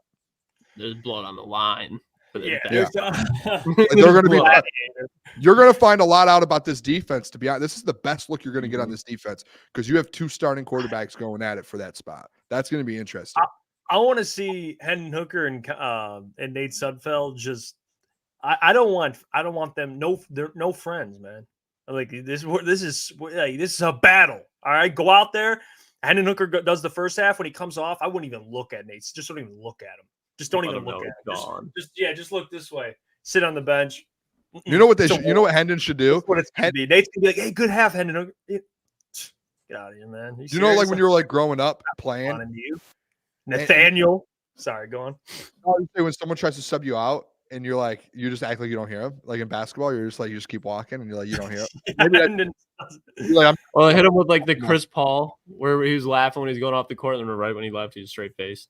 Yeah. Yeah. I That's how it's going to be. Let's do the in and out segment because I think that'll be a lot of fun. Kind of predicting some of the guys that'll be here and won't be here. Boone, you got a list of guys you want to go through? Yeah. So this is how we're going to do it. How I did it was there's 3 position groups, and I want the chat. If there's another position group that you think we should do, let us know, and we can. I'll think about it, and we may do it. But the 3 we're doing: edge, wide receiver, secondary.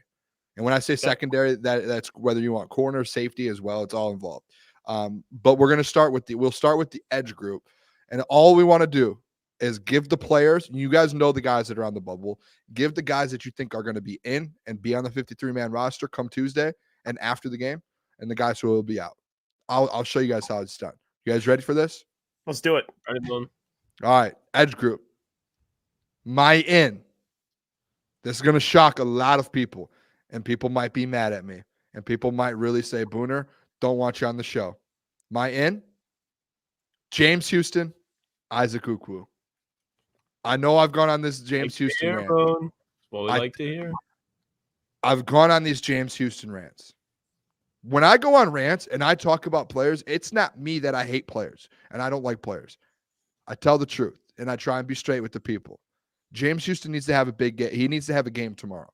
I think he goes out there and does it. Klotzy, to your point, we know James Houston can rush the passer.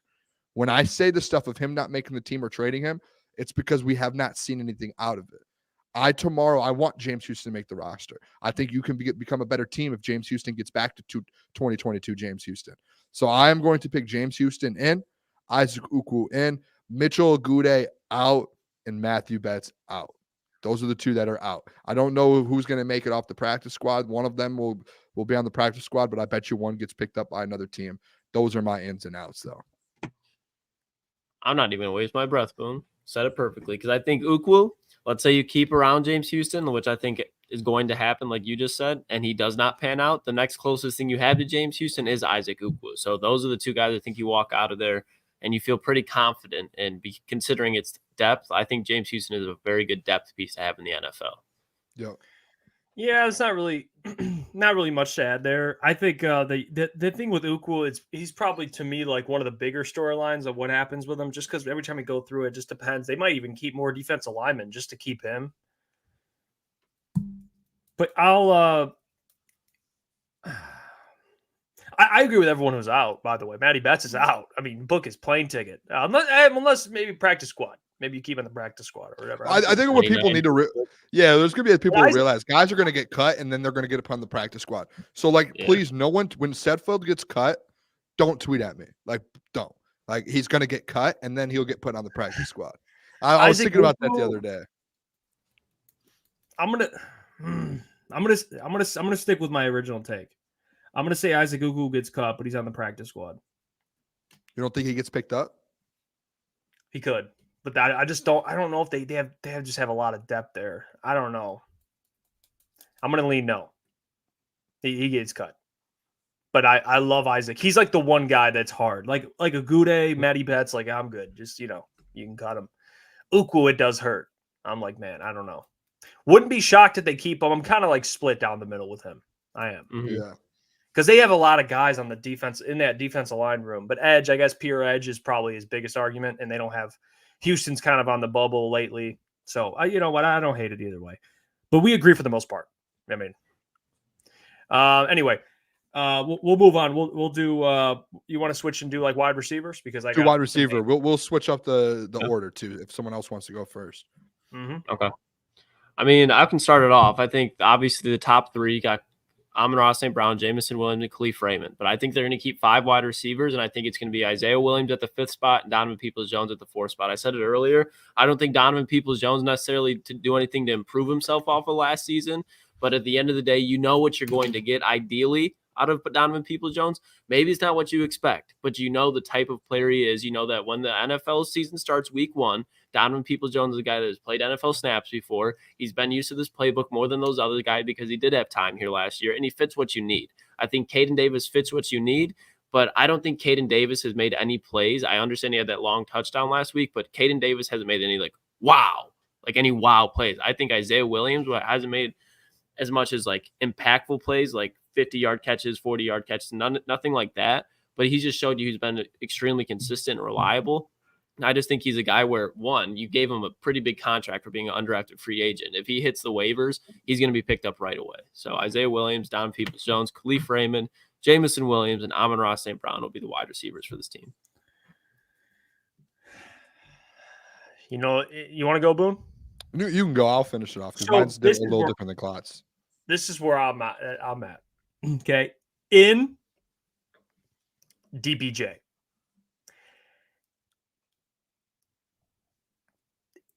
That's it. The other 4? Okay. They sign a wide receiver. Okay. I am with Ryan. I saw Ryan comment. I'm like, man, great minds. I agree with him 100%. DPJ in, Williams out. They sign a free agent. That's where I'm at. They're going to try and keep – I know it's hard. Isaiah Williams, I like him. I just think they're going to bring in someone when guys get cut that – don't let that man walk out. I know. That man's going to be a very good wide receiver. I'm going to say in DPJ, in signing. That's what I'm going to say. Whoever, and then everyone else is out. All right, I'll be realistic here. Jeff, I'm a little bit – I'm with you halfway. What's realistic? I'm with actually both of you halfway. What you guys at the real like? Jeff, DPJ's out. DPJ's out. Caden Davis is out. Darius Fallon, I hyped this guy up for weeks. Disappoints me. Doesn't do anything in the game. Out. Isaiah Williams, you can't go through this whole preseason, and I'll put it as simple as it is. Hey, I'm just gonna dumb this down for people. We've seen this for 4 years with Brad Holmes and Dan Campbell. If you go out there and you're consistent and you do your job at a high level and you do what you're supposed to do consistently, you will make the roster if there's an open spot. Isaiah Williams, outside of Khalif Raymond, Amon-Ra, and J-Mo, he has been the only wide receiver for the past month and a half during training camp and every single preseason game to actually go out there and consistently compete and make plays for you. The only one. So if you're looking at, hey, who's going to make this team? All right, it's going to be Isaiah Williams. All right, what about, I thought you needed X, though. All right, so you have Isaiah Williams as kind of like that Khalif Raymond type guy. You can move him in, returner, do whatever you need with him, and he's going to make plays when his name's called. Well, now, Jeff, this is where I'm with you. They only make 4 guys on this wide receiver room make the team. Isaiah Williams is the 4th. You go out there and you go sign an X wide receiver, a guy that gets cut, a guy who's a free agent, or you go out there and trade for someone. That's how it's going to happen. That's what I think is like more realistic. Like, I think Isaiah Williams, you do not want to put him on the practice squad. He will be going so fast. You already gave him the contract that he had. You sign him to the biggest UDFA deal out of the whole NFL. You do that, they obviously look at him as a very high standard and a high play, like a player that can do a lot. So, like, if we're looking at a guy, hey, like Jeff, I get what you're saying, like DPJ, and then you go get a 5th, but like you're in need, like DPJ is the one that's been struggling. You're in need of an X wide receiver that can produce. DPJ hasn't done that. And it's like the guy who has done that is Isaiah Williams in his position. So it's like, all right, you need to go replace an X wide receiver. You don't need to replace an Isaiah Williams. He already has done, like, he's already given you production. DPJ is giving you nothing. So it's like you need to find a replacement for DPJ. That's what I think happens. Now, we could all be wrong. And Klotzy, honestly, if I had to put a betting line on it, I would say Klotzy, it's like plus 100 Klotz, DPJ, and Isaiah Williams, plus 200 me and Jeff. Like, I think the more realistic thing that happens is DPJ does stay. And that's just because he's been here. Yeah, and I don't think, like, I'm all for, like, moving off of DPJ in favor of getting a better, like, wide receiver at that position. But you can't walk into week 1 with Donovan Peoples-Jones here and rely on a guy that's been here for a week and a half to play on primetime football and know this offense. Like, I just think that's where, okay, if you want to cut down on Peoples-Jones at some point, that's fine. But you can't do it this late into the offseason and expect a guy to pick up a playbook and contribute right now. That's where I'm just like, there's no way. I think there's guys out there who can do that. That's where I disagree. But when you're going up against the Rams, like when you got to contribute right now. Like, but if you bring a 4th, 5th guy in, you don't need him to contribute instantly. You don't need that. No, but who's going to be filling that? Like, go ahead, Jeff. No, I was just gonna say, like, I get what you're saying, but that's where I'll push back, is because if you're arguing Isaiah Williams, who has been very impressive, like I know that was probably the hardest one we've done, I think, by far, even harder than Uku in my opinion, Isaiah Williams. Me saying he won't be here, But I disagree that you would rather have faith in him than a guy that like a vet, or if you do sign like some vet that's played in the NFL. Like I think that guy would acclimate faster than Isaiah Williams, it would be his first NFL game ever against the Rams as an undrafted free agent, which that doesn't really matter. But as a guy who's never played football, NFL football, that's where I would push back. Like I think it'd be harder. I don't think you can argue that it'd be easier for Isaiah to have Isaiah Williams, who's a rookie, than someone who's established in the NFL, like a veteran somewhere. Does that make sense? Yeah, I think it does. Yeah, no, I think it does. I'm just like, I cannot wrap my head around like the DPJ situation. I cannot wrap my head around it. I legit can't. Like, you have higher expectations for this Lions team. On old teams, yeah, DPJ is probably making the roster. And like, would I be shocked if he made it? No. But like, for me, it's just, you can find a guy out there better than this guy. Like, what are we talking about at this point? It's ridiculous to me.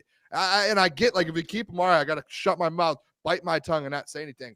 But like, seriously, he missed a conditioning test. And then he comes in and he doesn't even start really contending for the spot until like a week ago. And then every preseason, this guy's supposed to be a vet in the NFL, and he hasn't produced in any preseason games. Like, Robert Woods went out there and had 5 catches for 80 yards in week 1 of preseason. What did DPJ do? He caught a 20-yard pass because the secondary miscommunicated.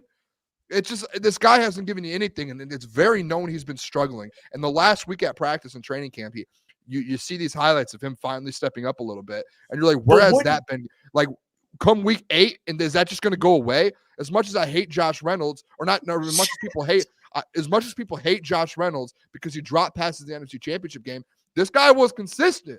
Hold on. Wouldn't you rather have a guy peak late in the offseason than peak early? There's no peaking. This guy, if his peaking, or be on the up edge, he's giving you the heartbeat. Okay, Boone, I would rather have a guy that's consistent than have a guy where it's like early. Boone don't make the team. Boone, absolutely, I'm with you. But we're talking about the final roster cuts. You're talking about the guys who are the best on the team. Absolutely, there are tons of guys in the NFL that are better at their job than Donovan Peoples-Jones is right now. But when it comes to the final 53 of the Detroit Lions, I don't think there's been a guy to prove that they are better than Donovan Peoples-Jones yet. Because at the same time, yes, the position's up, but at the same time, you can't just, new season, Donovan Peoples-Jones, you have done nothing. You're on the same tier as these guys. Like, no, like, if you have experience in the NFL, that should give you an advantage. You've done it before. You've shown it before. So I think because none of those guys have stepped up, the bar is just, it might not be low for DPJ, but they have not exceeded that bar over DPJ. All right, let me give you this. Noah Brown or DPJ? Noah Brown. Okay, that's my point. That's what I think. That's what I think. But the Noah Brown isn't on the roster. When you talk about the final roster, you got to keep the guys around. But what you have to think about with the final roster as well is that as soon as guys start getting cut, Brad's looking around. If Noah Brown gets cut tomorrow after the game or whenever they play after their game, and Brad doesn't cut guys until Tuesday, and he sees Noah Brown and he calls Noah Brown as the agent and says, hey, we'll give him this much money, bring him in. And they're like, okay, DPJ doesn't make the roster. Noah Brown comes in. You have DPJ, or you have Noah Brown, Isaiah Williams, and those 3 guys up front. And that's what I think ends up happening. I don't see a world to where you look at it, this wide receiver market, when it opens up a little bit and some guys that are a little bit better end up getting cut, to where Brad knows, like, hey, DPJ, like, let's have a real conversation here. No, I know, Boone, but Brad. I'm Brad. Real quick. I'm Brad Holmes. I'm looking at DPJ right now, or I'm looking at Dan. You're Dan Campbell, Klotzy. I'm Brad Holmes. Let's have a real conversation here, man. All right. I thought you were Brad Holmes. I don't know Brad Holmes' voice. All right, go ahead, Boone. I'm just hey. Let's be honest here, Dan. DPJ has been really inconsistent. Can we trust him for 17 weeks, and can we trust him in the playoffs in a divisional game? Can we trust him in the Super Bowl? Honest, Dan, be honest with me. Can you really trust him? Yeah, can you? Dan, I just want to know. Dan, I want to know. Can you really trust him? Can you trust him? Well, Brad, here's the thing, Brad. I understand that. Yeah, maybe Donovan Peoples-Jones week 8, he's not what we want.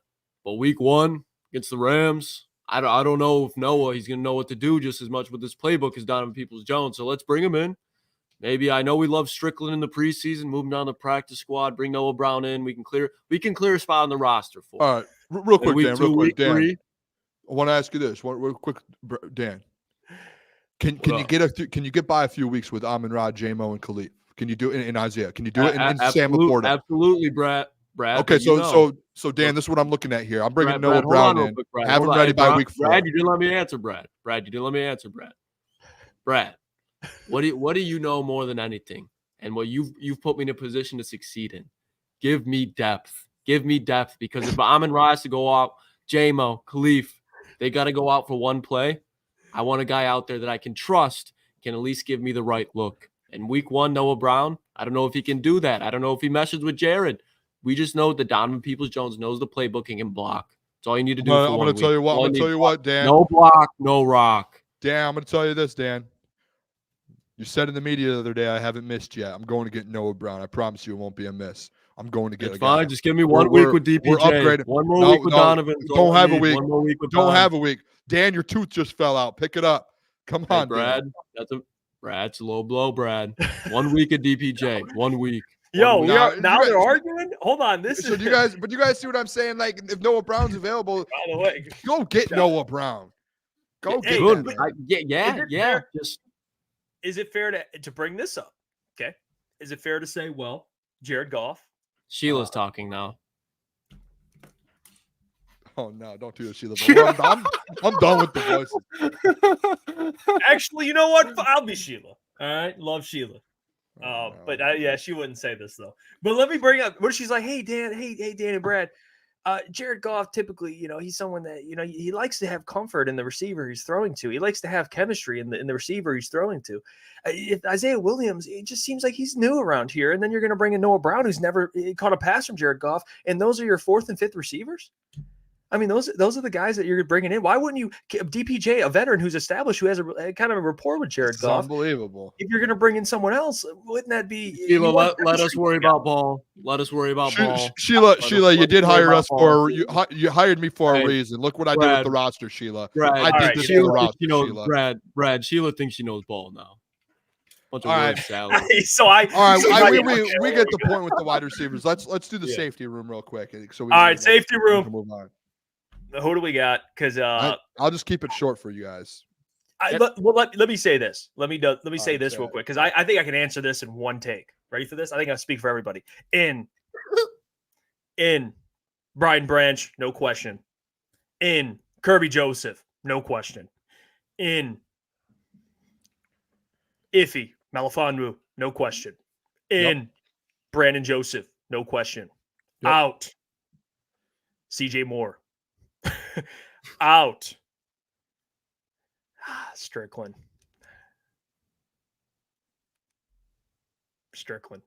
I have Strickland in. Strickland. I have Strickland in. I'm spot on with everything. Strickland, practice squad. Listen, maybe fair. I want to keep Strickland on the roster, but here's the thing: if you keep Strickland, I think you have a hard time keeping Agude, or not Agude, Ukwu. So I think if you're going to be, I think I'd rather right now. Lions, one of their strengths in their defense is definitely that safety room. One of their weaknesses, that defensive end spot. So I think you get more value keeping a guy at the defensive end room than the safety room. So I agree with Jeff with those 4. Yeah, I'm with you on that. I also think Stephen Gilmore out. Just want to throw that out there. That was a low blow. Man's a corner. Jeff just got a stray. I know. I don't, and it's not even like he's wrong. Like, I'm not even going to sit here and argue because he's right. I just, damn. Practice don't squad. want to hear that. Can you give me practice squad?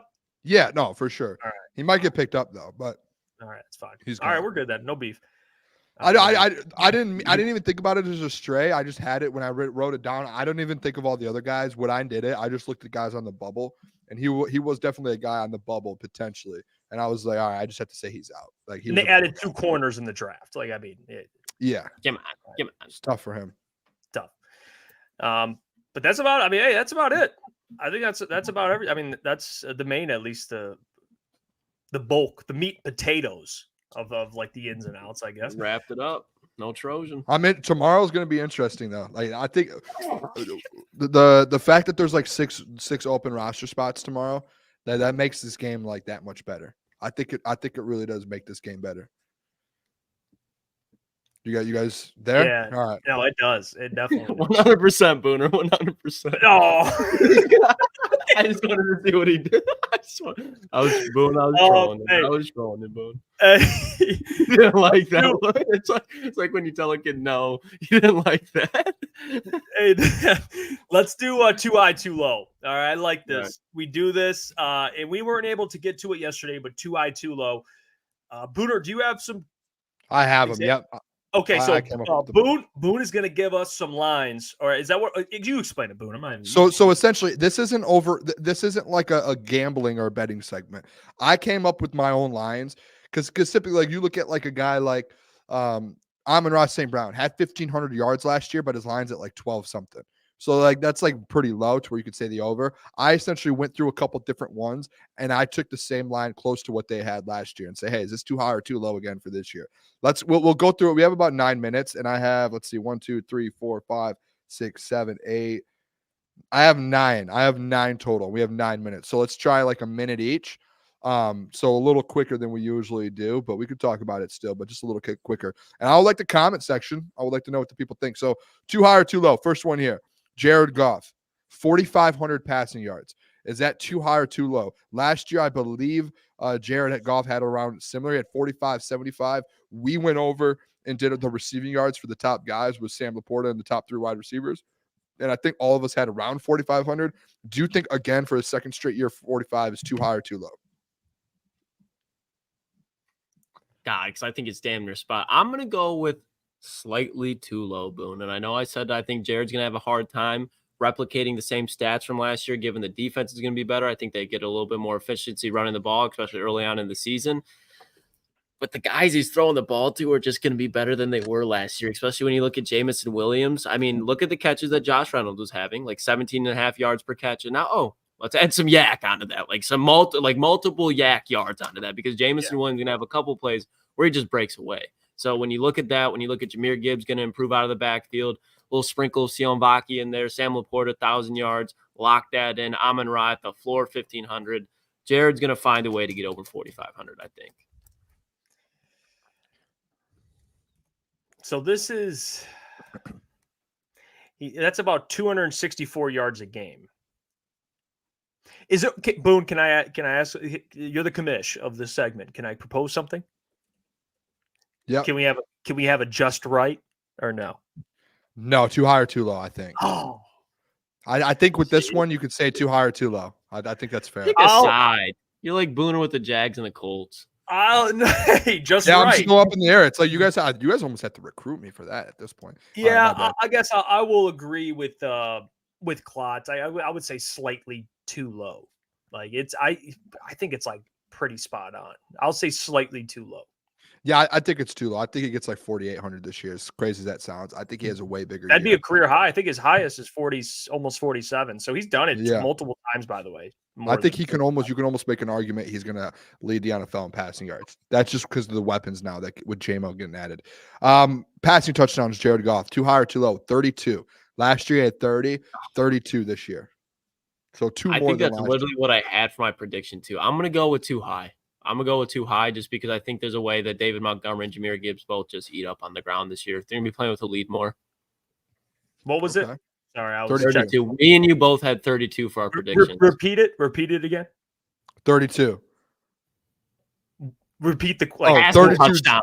Passing touchdowns for Jared Goff. I'll say. I said 32. So repeat it again. Just zoned out. No, like completely.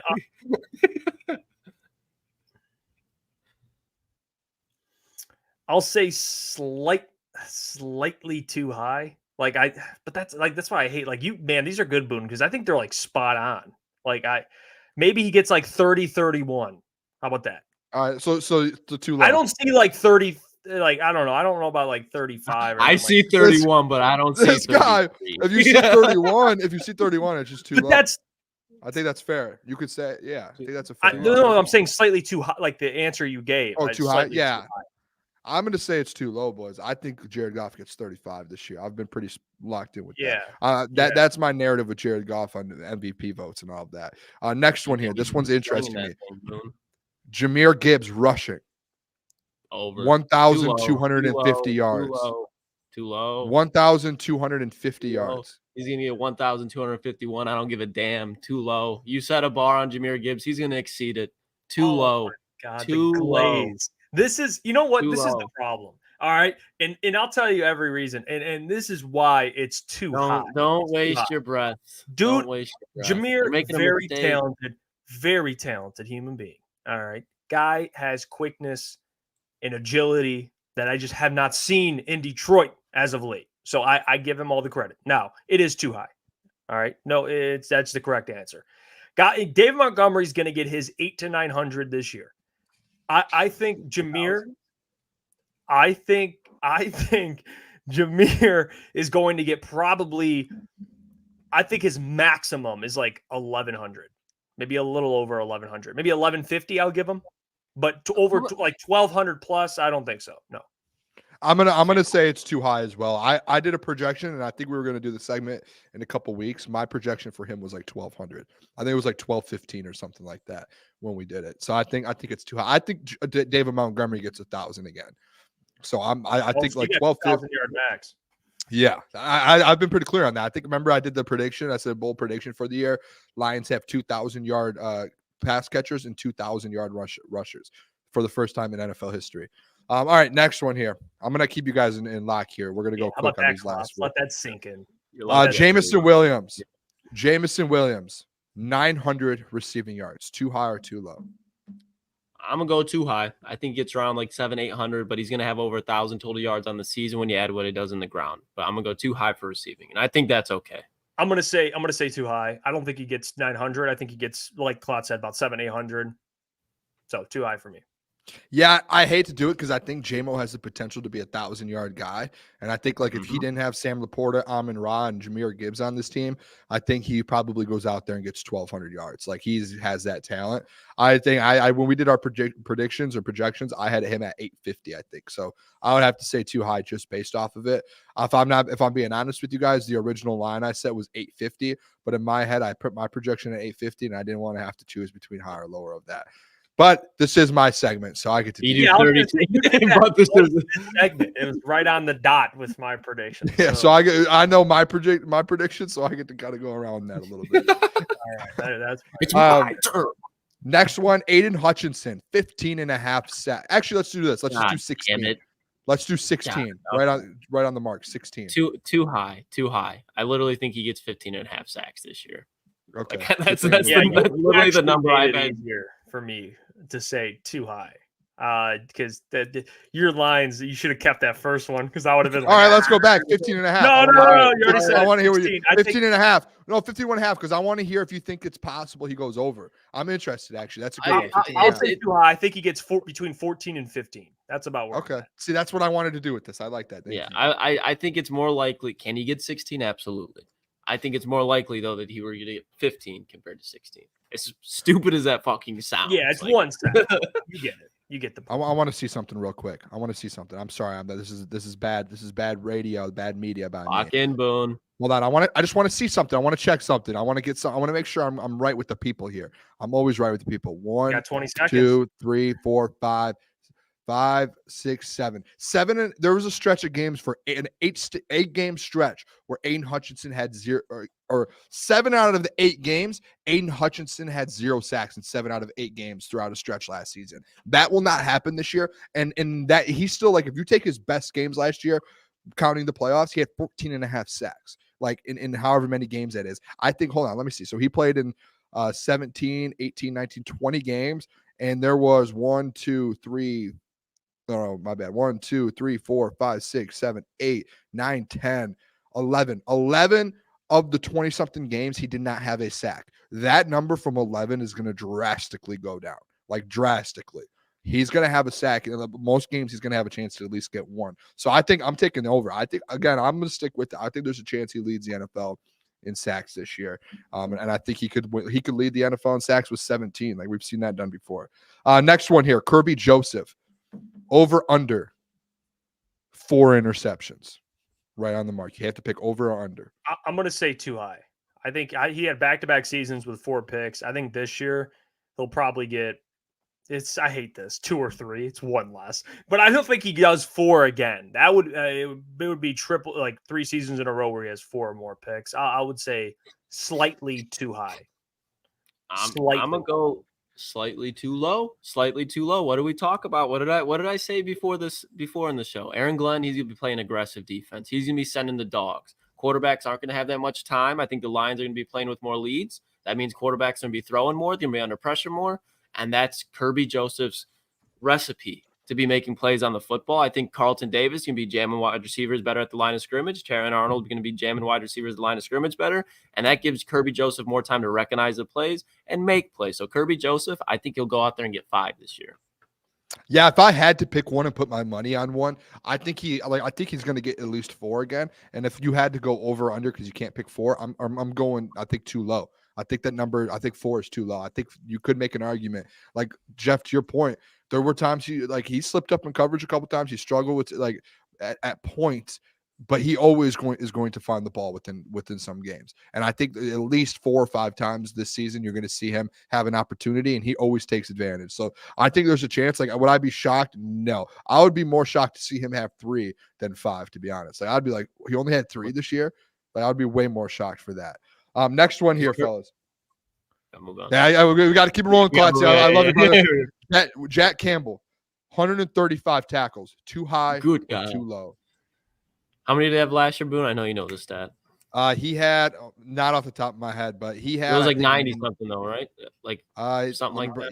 95 plus 40. 135. I'll put this in context real quick, and I'll just go real quick so we can go quick through this. If he has 135 last season, that would have been top 15 in the NFL. I'm going to say too low. I think he goes over 135. Alex Anzalone had 129. I think he has more than Anzo this year. I think he has a better year than Anzo had last year. I'm going too low. He's going to have over 135. You have to throw that in there like that. I disagree. I think it's slightly too high. I think there's a chance, like Jack Campbell will improve on tackles, but I don't think there's a way that like Alex Anzalone falls under 100 tackles. I think when you're a 100 tackle guy, and I think Alex Anzalone is not going to take a step back. I think he takes a slight step forward. He might not have many tackles he did last year, but he's not falling under 100. And I think for Jack to reach that number, it's going to have to be a situation like that. Defensive linemen will make more tackles too. I was just going to bring that up too. That's where I'm struggling. And I think they both get a ton of tackles. That's why it's hard. Like I think Jack has I think by the end of the year, you're like, wow, Jack Campbell's making more plays than Anzalone, but they both have, it's not like Anzalone has a terrible season. They're both going to have pretty good seasons. So that's where the tackle thing, like, top 15 in the league in tackles. I don't know about this year. I would say slightly too high, but no doubt as Anzalone gets old and, gets older, with all due respect, and Jack Campbell takes over and you don't have 100+ tackle guy right next to you, that's going to probably have just as many tackles as you. And the defensive line is better. I'm going to say slightly too high. Oof. All right. Slightly. That's crazy, guys. I love all right. Jack. We've got 2 more. We got to do these ones quick. Detroit Lions offense. This isn't a player. This is offense. Last year, the offense averaged 27.1 points per game. Too high or too low? Detroit Lions to average 29 points per game this season. So from 27 to 29. Too high. Defense, they're not going to be in the situations they were last year. I don't think you have games like the Los Angeles Chargers and games like that. And even games like the Saints where they were blowing them out, Saints made it come back, and the Lions had to put up damn near 40 points to walk out of there. I don't think games like that happen. Yeah, I'll say slightly too high. I think they're around the same. If they do keep up the same production, I think they'll be a tiny bit lower because of the defense. But even if they do go over what they did last year, I don't think it'll be 29 with the tougher schedule. Now, do you guys think they could be a top 3 offense in the NFL this year? You saying production-wise? Points per game, like when you're ranking, like how you rank. No. I think they're guaranteed top 5. Okay. Well, to be top 3, you essentially have to average 29 a game. So that's why I'm going to say, I think they will be. I do think they'll be top 3, and I think there's a chance you could say lower 20 or higher 28s. But I think there's an opportunity. Add in JMO now. I think you could see them move into a top 3 offense. And I think like the Ravens, I think were last year. I think they averaged like 28.7 or something. Last one, Detroit Lions defense. Last year they had 23 takeaways, which was 18th in the NFL. Too high or too low? 27 takeaways in 2024. 27, put this in perspective. 27 last year would put you in a top 5 in the NFL of takeaways. Last year, they had 23 with 18. This year, I put the number at 27 to be top 5 in the NFL. Too high or too low? So they had 18, so they need 9 more turnovers? They had 23. Oh, they had 23, so they need 5 more? They had 23. They were 18th in the NFL. How many interceptions did Kindle Vildor have last year? I'm not Cam sure. Sutton, they probably combined for like 1. I think Cam Sutton literally had 1, and it was in the last game against Minnesota Vikings. I think Kindle Vildor forced a fumble. Like Jerry Jacobs, I guess, popped off early on with 2. But I think Carlton Davis and Terrion Arnold and Ennis Rakestraw, all those boys, yeah, they'll get 5 within themselves. Then you talk about there's going to be more pressure on the – yeah. Yeah, I think they do. Too low. Yeah, I'll say it's going to be a little higher than that. Okay. I like that. Yeah, I think higher too. I think they get that. I think they get top 5 in takeaways with the defense now. All right, that's the too high or too low segment, boys. Fun time. You know what? Good job, Boone. You crushed it. Thanks. A lot of those were tough, so you did a good job there. Before we, we got about 24 minutes left. I want to show off our college football playoff bracket because we are officially in business now. What's up, Boone? I just want to tell the people when we do college football, don't leave the show. Stick it out with the boys. Hang out with us, man. Hey, we're gonna get back to Lions at 9:50 for mailbag and everything. So stick it out with us. We'll still talk Lions. I noticed when we do college football, some people leave. Stay with the boys, man. When the season gets started, people are gonna get hooked, Boone. Don't worry. Yeah. This is I better not see that number drop. I have the most fun talking about college football right now. I love college football. It's just refreshing. Well, here's my my college football bracket. Well said, Booner, by the way. 12-team playoff. Can't wait. It's going to be absolutely electric. These are my 12 teams. Here we go. All right, here we go. Number 1 seed, Georgia. Georgia is my number 1 seed. And I'm not going to lie, I picked Ohio State to win the Big Ten. I think Georgia and Ohio State are the 2 best teams in the country. And right now, my bracket demonstrates that. Georgia with the 1 seed. I have Ohio State as the 2nd seed. 3rd seed, my conference winners, of course, if you can't tell already, Florida State winning the ACC, had them the other day. They are the 3rd seed, and then, of course, the 4th seed, I'm going with Utah, like I said, yesterday or the day prior. Now, we start getting to the juice, all right? This is where these games, I got some interesting matchups here, some great games if you love college football. I'll start with Bama, the 9-8 matchup, Bama versus Penn State. I have Bama as the 9th seed. I have them slightly missing. I mean, if we're talking about the SEC title game, it's I think it'll be Texas and Georgia, but still love Alabama this year to at least be in the playoffs. So Bama is my 9th seed. Now they're going to face Penn State. I think Penn State, and Joel Clapp brought this up, actually, I think it was on Colin Cowherd, where Penn State, if you've done this 12-team, even though I hate James Franklin, think he's overrated, we all agree there. But if you did the 12-team playoff the last decade, Penn State would have made it most times. I think they would have made it pretty much every year. Yeah, so they will be here. And I have them. I have them here as the 8th seed. So we'll move on. We'll go to the other side here with Oregon. I have Oregon as the 5th seed. I'm high on Oregon. I think they face Ohio State in the Big Ten championship game. I have them losing, but still, Oregon I think is going to be a big sleeper here, especially in the postseason. And they have a pretty good matchup. I have Boise State and the 12th seed. So. Should we go through winners or should not? Go through them just so people know. So I would have Oregon absolutely beating Boise State, no doubt, and I think Bama would beat Penn State, so that would be kind of that. But we'll go to that. I'll keep pushing, and then I'll tell you who I have winning the entire thing. But I have Ole Miss as the 10th seed facing Texas. I think this game would be a really good game. Quinn Ewers, Jackson Dart, Lane Kiffin, Sarkisian, 2 former Alabama assistants. I think this game would be really good. And then I have Ohio State there. I already talked about that. And then Notre Dame and the University of Miami, who honestly, in Klotzy has been, he's been selling me. I've done my own independent research, and the man is spitting some facts. And I even chimed in today. and listen to a little Joe Klatt, and Joe Klatt's also high at Miami. So I don't hate it. I have Miami making the playoff. I don't have them winning like Klotzy, the ACC, but still I have them in the playoff picture. And I have, I guess if you want to go through the final four teams, to me it would be Georgia versus Oregon. And then I'd have Ohio State facing Florida State. And that's who I would have. Or this is what I struggle with, because I think that Florida State, Notre Dame, University of Miami, that's going to be an absolute bloodbath.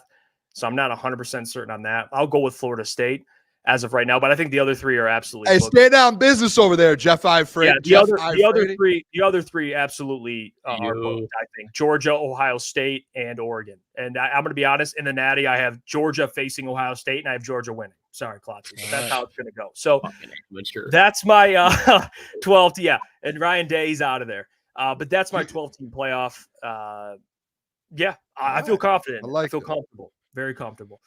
I like it. Very similar list. I'm trying to think of anything that I really don't have much of an. You could go about the order, but the teams, I really don't have any issues with the teams at all.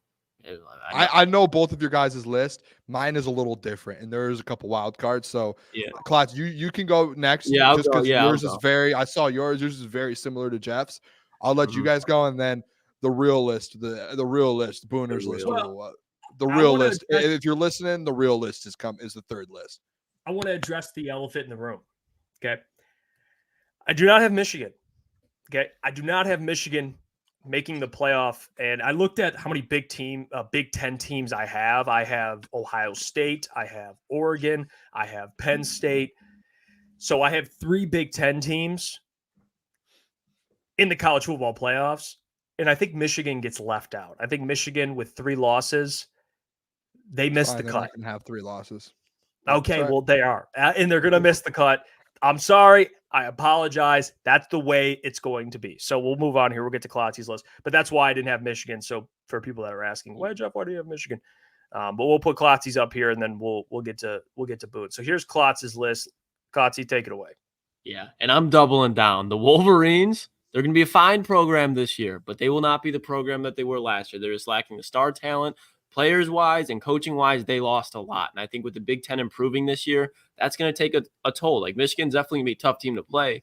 When you're talking about the upper echelon teams, they're going to struggle in the final moments. I just think so. I think that truly does matter. But started off, number 1, my Buckeyes, the good old Buckeyes down in Columbus. Look, I was struggling between them and Georgia, but I think when you look at it, they don't have the easiest schedule. They got to play Oregon very early, but Ohio State schedule compared to Georgia's, I just think there's more chance that Ohio State, I think they lose in Eugene, but I think they come back and they win the Big Ten championship. I think Georgia, I could see a situation where they lose 1, but then when you look at it, Oregon and Ohio State in the Big Ten championship game, I think those 2 are going to be 2 of the top 3 teams in the nation. I think Texas could be like a top 5 to 6. They could even be like 4. But I think Oregon, Georgia, and Ohio State, those are going to be the top 3 teams in the nation. If you win the Big Ten championship game, I think that puts you as the number 1 seed over Georgia with 1 loss for both of them. So that's why it's 1 and 2. 3, Utah. Don't need to discuss much there. I think they're going to win the Big 12. I don't know if it's as handily as some people think, but they're definitely winning the Big 12. And then those Canes, baby, they're going to be winning the ACC. I think when you look at what they do, I don't like Mario Cristobal that much either. But I just think when you look at how weak the ACC is right now, Miami on paper has the best team. And I think that does matter when you look at the players that they do brought in, because I understand that the Utes sometimes get some hype, but it's not to the level that they did this year. I think when you look at Cam Ward, that's been the biggest addition of Miami through NIL or just through regular recruiting over the past 5 to 10 years. Cam Ward's going to be the best quarterback they've had there in over a decade. Damian Martinez is going to be a fucking bell cow, and he can fly. And then you just look at the wide receivers, they're 2 to 3 deep, and offensive line, they probably have a top 15 offensive line in the nation. So I really like what Miami's doing. Notre Dame at 5. Just because I think there's a very realistic situation that Notre Dame goes undefeated, but obviously they're not going to be in a conference championship game, so you got to put them at 5. Oregon, they're not going to be undefeated. They're going to lose in the Big Ten championship game, so by default, that's why they're 6. I'd love to put them at 5, but I really see a situation where Notre Dame goes undefeated. And this is where it gets interesting for me, because I think Texas, they're going to be at 7 because they're in the SEC championship game, and they're better than Arizona. But Arizona is a sleeper that can shake up this whole bracket, because if you look at Arizona, the Wildcats last year, they had 3 losses. It was Washington, Oregon, and USC. All 3 of those teams are out of the conference. And you look at them, I know that Cam Rising wasn't playing last year, but these dudes put up 42 points on the Utah defense. And when you look at who they're returning, all of their key players besides Jalen Coker, they have, in my opinion, a top 3 wide receiver. They have Noah Fafita, who's probably a top 15 quarterback, and those two played in high school together. So the connection is always going to be there. They have a top 10 tackle, and when you look at in their defense, there's some holes there, but then there's some NFL probably day 1 to day 2 picks everywhere. Justin Flo, you have Takario Davis, and then you look at guys like Jacob Manu, cousin of one Giovanni Manu, and he was a first-team All Big 12 last year. So defensively, they might struggle a little bit, but that offense is just going to be humming. So Arizona, I think they could easily be a 1-2 loss team, but they're not going to be winning the conference, but they're going to be a damn good team. And playing them against Bama, whole new system, but I think they have the talent there with returning all the players that they have. I like what they have going on in Arizona. I mean, if you watch them over the last half of the season last year, it's hard to just say that they weren't a top 15 in the nation, and I think they're going to get better this year. Alabama's going to be right behind them. They're not going to be in the the SEC championship game, but they're going to be in the dance, no doubt. You can't keep them out of there. Ole Miss, I think if you're going to have 4 teams from one conference, it's going to be the SEC. And I think Ole Miss, they're going to have firepower everywhere, and it's going to be hard to leave them off considering some of the teams that could be there. I think when you compare them to putting potentially 4th team out of the Big Ten, if we're being realistic, who makes a better run at the national championship, Ole Miss or Michigan? It's going to be Ole Miss, in my opinion. Quarterback play, coaching, defense, that's the only thing that Michigan has on Ole Miss's defense. And I think when you look at it, they're not slacking at defense by any means. But Penn State, that one's tough because to Jeff's point, by default, you almost have to put them in there. And I just think when you look at offensively and defensively, they have more star power. So that's why I'm going to put them there. And then Memphis, I think Memphis, they're going to be like how Tulane was last year. They just got a lot of stuff going on. They have a lot of athletes. They always have really good wide receivers and running backs. And that's just going to be my throw-in 12th team. I think you could put a lot of teams there, but if I had to pick one, it'd probably be Memphis. What do you have winning it all? Who you think, Moon? Who you think I got winning it all? That's all. I didn't even need to waste my breath. All right, let's look at the real list. Good list, Klotzy. All right, let's see Boone's Michigan. This is the college football. This is the college football mind of crunch time right here. When you look at this list, you go, "Oh, this guy knows college." Hey, Booner knows something about college football, doesn't he? Huh? Yes, he does. The best team in the country, the Georgia Bulldogs, #1 team in the country. They are the best team, hands down. All right, we know that, right, boys? #2. Who's going to win the Big Ten? You guys already know who I picked. I picked Oregon over Ohio State. I think they get the job done versus Ohio State. They're going to probably go 1-1 versus Ohio State, lose in the regular season, come back and beat them in Indianapolis for the Big Ten championship. Utah, Cam Rising, Kyle Whittingham, unbelievable duo. Utah's the 3rd best team in the country. Clemson, you guys already know. We talked about our conference champions earlier or a couple days ago. Clemson is obviously going to win the ACC. They're going to be back. Dabo, I know he struggled for a couple years. The hate that Dabo's starting to get is crazy. At some point, Dabo's going to be back, and he has Cade Klubnik this year. He will be back. #5. Where's my #5? Let me find it. Where's 5? Ohio State, the Big Ten championship runner-up. We already know whoever loses the Big Ten championship, Oregon or Ohio State, they will get the 5 seed, and they will host a game at home. Ohio State will be hosting the game at the Horseshoe, which should be electric. For as much as I hate them, I don't want to give them any credit because they're the worst program in college football, but they do have a nice home field advantage. So I will give them that. But unless they're playing unless they're playing the Don in Michigan, then they don't have a home field advantage. 6, Notre Dame. Notre Dame's probably only going to lose 1 game this year. Their schedule is easy. They might go undefeated. They might just drop 1 game. I think they have literally one big game on their schedule. Yeah. That's it. #7. And by the way, too, Notre Dame, they can't play in a conference championship, so they don't qualify for 1 through 4. But essentially, they don't play in a conference championship game, so that's essentially a bye week anyway, so it doesn't matter. #7, Texas, Sarkisian. We already know, they're going to probably be. They're probably going to be the runner-up in the SEC. They probably go to the championship game and lose. So I had them as my 2nd-ranked SEC school. 8, I have Penn State. Penn State's only going to lose 1 game this year. They don't have a schedule at all. They have the easiest schedule probably in the Big Ten. They play 1 good team, and that's it. So I think Penn State's going to do it. #9, Penn State is going to play #9, Alabama. Alabama, this is the thing. Alabama's going to be in this. If you guys think because Nick Saban left that Alabama's not still Alabama, they were able to keep a bunch of guys on the team. They still recruited. They still went out and got transfers. Alabama's still Alabama. Just because they have a new head coach and Kalen DeBoer doesn't mean that they're dropping off at all. They are still going to be Alabama. They're going to be the third best team in the SEC. Number 10 is the fourth best team in the SEC, Ole Miss. Yes, guys, I'm going to make something very obvious for you guys. I have 4 SEC schools. Go back last year and go look at the top 12 teams in the college football. 4 of them were the SEC. I think even 5 of them potentially. The 11th team. This is the one where people are like, oh, Booner. No. Michigan, I've said it before. As much as I'm sitting on a show with a bunch of Michigan haters and sometimes don't want to be as honest as they should be, Michigan, all they have to do, they have 4 games on their schedule that comes down for them to make the college football playoffs. USC, Texas in week 2, Ohio State, in Oregon. You go 2-2, you are automatically in the college football playoffs. There is no one that will jump you if your 2 losses are Ohio State and Oregon. You will not get jumped by a 2-loss team in the Pac-12, in the Big 12, in the SEC, or in the in the ACC.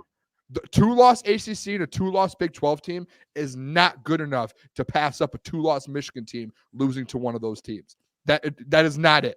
That is not it. It will not happen. There is zero argument that could be made to where if Michigan has 2 losses and Arizona has 2 losses, Michigan will be the team that gets in over Arizona 10 times out of 10 times because they play Texas, Ohio State, and Oregon. Those teams are top 5 teams in college football. And then 12, I have Liberty. If you guys, any of them, Boone. They have to just win. They just have to win 2 out of the 4. That's it. And then the last one I have is Liberty. Liberty, if you guys don't know about Liberty, if there was a 12-team playoff last year, Liberty was in. And they basically returned their quarterback, their head coaches there. Shout out their head coach was at Coastal Carolina when Coastal Carolina was Coastal Carolina, and everyone knew about Coastal. And then he goes over to Liberty when Hugh Freeze leaves, and they just keep this thing rolling. And Liberty, as much as if you look at their schedule, they do not have one big game. Not one. They don't play anyone. They usually play like 2 or 3. Like they'll play like an ACC, a Big 12 school, and they will have a couple big games and they will win them. But this year, for some reason, their schedule is probably the weakest in the entire country.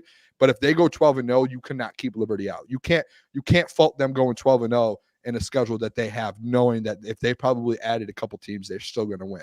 So Liberty's 12. And then what I have here, just to end this, I'll just go through my matchups real quick. Bama at Penn State. I have Penn State white out college football playoffs, Penn State beating Alabama and playing Georgia. I have Ohio State beating Liberty and then going to play Clemson. I have Texas beating Ole Miss and playing Oregon. I have Michigan going into Notre Dame, putting on a defensive performance for the century and beating Notre Dame and moving on to play Utah. And then over in my second round, I have Georgia beating Penn State, Ohio State beating Clemson, and you get a Georgia-Ohio State Final Four. And then on the right side of the bracket here, I have Texas versus Oregon. I have Oregon going to the Final Four, and this is the tough part for me to have to do. I think Utah is an absolute wagon this year, and I think it's hard. It's going to be hard to knock off Utah. I think Utah beats Michigan in the Final Four just because not sure what's going on at quarterback yet.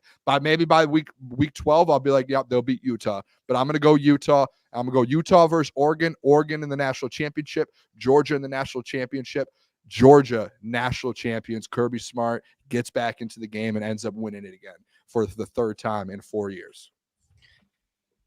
Okay. All right. I understand. Go ahead. With your narrative. That Booner, is that's real college football. I understand with your narrative that you have Michigan going 2-2. I have them going 1-3 in those games. I don't think they have the firepower to match either Texas, either Oregon, or Ohio State. They just don't. They don't have it in them. They don't. And I think in both matchups, all 3 of those matchups, even you can argue 4, they have the worst quarterback and head coaching combo there. Even with Lincoln Riley and Miller Moss. Like I really think when you look at Sharon Moore and Alex Orji, defense matters. But outside of USC, if you look at Texas, very good defense. Oregon, very good defense. Ohio State, the best defense in the goddamn country. So that's when I understand rivalry game, but Ohio State is going to get their lick back. And if there's ever a year, it's going to be this year. We've heard that every year. You haven't. You have it. Real Like quick, I would have Foxy. told you So last year, let's say- Michigan is beating Ohio State. Yeah. I would Let's have told take you the year USC before out. that, Michigan is beating Ohio State. Michigan Let's is not take- beating Ohio State. Let's take USC out because you said they win one of those 3 games: Texas, Oregon, Yeah. Ohio State. They win one of those 3 games. They are in the No, college. they football beat playoff. no. They beat USC. They don't beat the other 3. You said one of the 3 games. I'm saying they win one. I'm saying they beat Or USC. one of They 4. don't beat, One of 4. 1 of 4. Yes. Okay, I was about to say if it's 1 and 3, then you should have Michigan. No. in. I'm telling you, all 3 of those games, Klotzy. This is what people I don't think realize, and then this isn't at you, Klotz. This is just in general with people who don't put Michigan in their bracket. This is what people don't realize. All 3 and 4 of those games, like that, let's say USC's a lock. Those 3 games, Texas, Oregon, Ohio State, with that defense, they will be in every single one. Every single one. They're going to have the ball to end they're either going to have the ball to win it or they're going to be on defense to get a stop to win it at one point in those games. I have faith, in probably potentially one of, if not the best, one of the best defenses in the country with Michigan, to where if it comes down to them just getting a stop to beating Oregon or beating Ohio State or beating Texas, I have all the faith in the world in the best defense in the country to go out there and do that. And I Let me think ask, they can do can I ask you this? Go that. ahead, Jeff. You guys aren't telling me that. You might have been. Hold on. Go ahead, Klotz. You might have just asked the same question. I'm not ever going to deny that Michigan's defense is good. I won't deny that. But we've seen what Michigan is when they have average quarterback play and they don't have weapons on the outside. We've seen what that movie is. I like Colson Loveland. I think Donovan Edwards can get hot in games. But name me Michigan's wide receiver 3 heading into the season or 2. It's Samaj Morgan. This is where I'm at with this, though. This is where I'm at with this. But You're gonna that was years ago. Hold on. Let me finish this. So we're talking about this year. So they got to be in those games. You're telling me that you think Michigan just completely holds Ohio State to 20, to Texas to 20, That's to not Oregon what to I'm 20? saying. Because Michigan's offense is not going to be scoring more than 3 touchdowns a game. But they're not. Not against those teams, at least. No way. Because those defenses, besides Texas, I'll give Michigan over Texas. But Ohio State, you can definitely make a case. And I think you'd have to be reaching to say that Michigan's better defensively. This is where you're just protecting Ohio State at this point. So I'm not going to get into an Ohio State Michigan argument. Are you going to say, look me in the eyes and say that Michigan has a better defense than Ohio State? I'm not talking about Ohio State. I'm talking about 3 teams. You just keep bringing up Ohio State. You keep I brought up back Oregon. I said I'll give Michigan the defensive edge over Texas, but not Oregon and not Ohio State. And all 3 of those teams are going to be. You guys aren't answering my question, so I'm not going to. I like Steve Sarkisian more than Sharon Moore. I like Dan Lanning more than Sharon Moore. I like Ryan Day more than Sharon Moore right now. Jeff, and I like all of their quarterbacks more than Alex. I get what you're saying. You said this. You're saying the same thing you said before. Because Boone, you brought it up. You brought up in the 4 games. Is it the 4 we're going off of 3? Whatever. Well, 4 take games. USC. 3. Let's say 3. Okay, Let's say 3. 3 games. You said. Do I doubt that the defense? Do you have trust in the defense to get a stop to end the game of one of those 3 games? What if I flip it and ask you, do you have faith that in one of those 3 games that you're down a touchdown, that Alex Orji can get you down there and you can punch it? That's where you're talking about them having a lead. What about them not having a lead? All right. If you were listening before, I literally said in those 3 games, they're either going to have a chance on offense to go down and win the game. You trust them on offense, though. And I'm not saying that they're going to go do that, but they're going to have a chance either way in all 3 of those games. And if somehow on offense they get this together and they figure it out with the Don and these and Samaj Morgan and Colston Loveland, like if they have a couple weapons that they can work with, if they can figure it out, then yeah, okay, that they have a chance. They're putting themselves in a chance to win those games. But think like I'm banking on them to play at the big house versus Texas and to say, hey, our offense, we're week 2 right now. Our offense isn't what it is. Guess what you have to do? It's just like other teams around the country, like other defensive teams like Georgia did for a little bit, and where you're sitting there, you're like, hey, we need our defense to win this football game. And if you have a top 5 defense in college football, if you've watched college football, you can win a game, whether it's against the best offense in the country or not. You can win a game in college football with the great defense. We've seen it a million times. You can win, and that's what when you're going into those 3 games, you're going, hey, we don't have JJ McCarthy and we don't have these guys anymore. We need the defense to win those games, and we need to get in positions to win a those lot games. of those guys on defense you don't have, though. And that doesn't make Michigan's defense bad, but Michigan undoubtedly the best defense in college football last year. You can't deny it. They're going to be easily top 5. You can't deny that.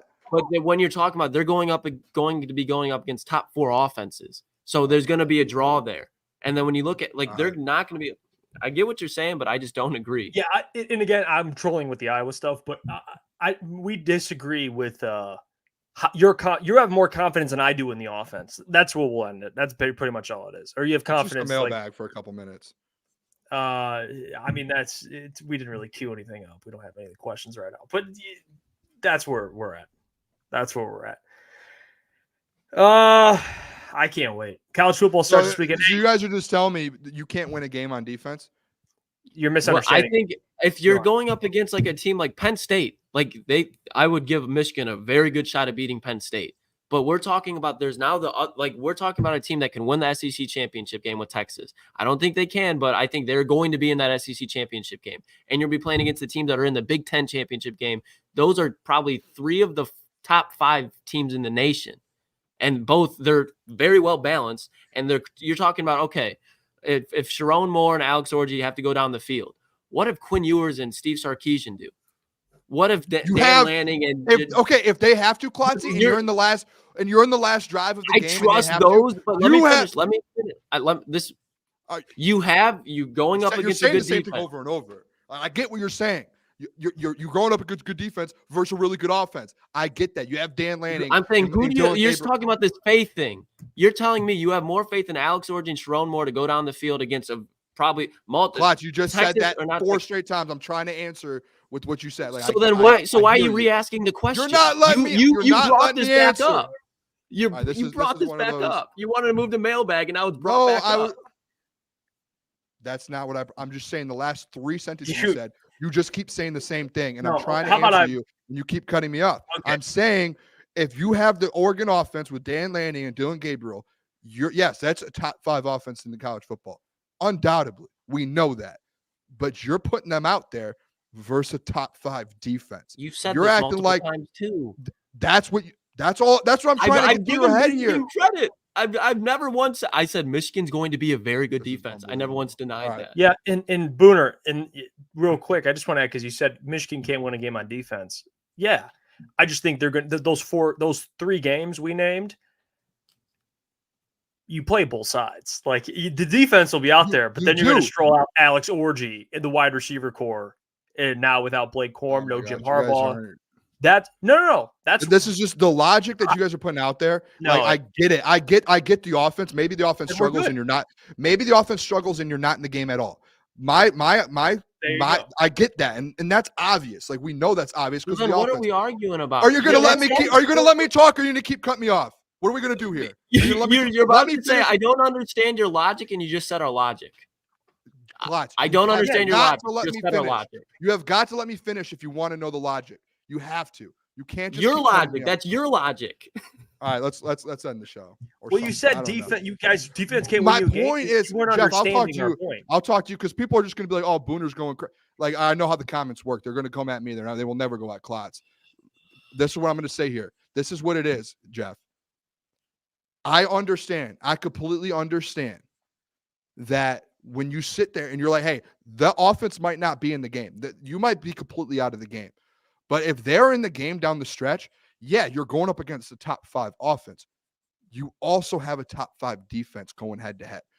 Just because you have a top, very easily a top 5 offense can march down the field and go win the game. Very easily a top 5 defense will get a turnover or get a sack and stop that offense. That's all I'm trying to say this whole time. That's all. Like obviously, you're going up against the best quarterback in college football that's going to win a Heisman.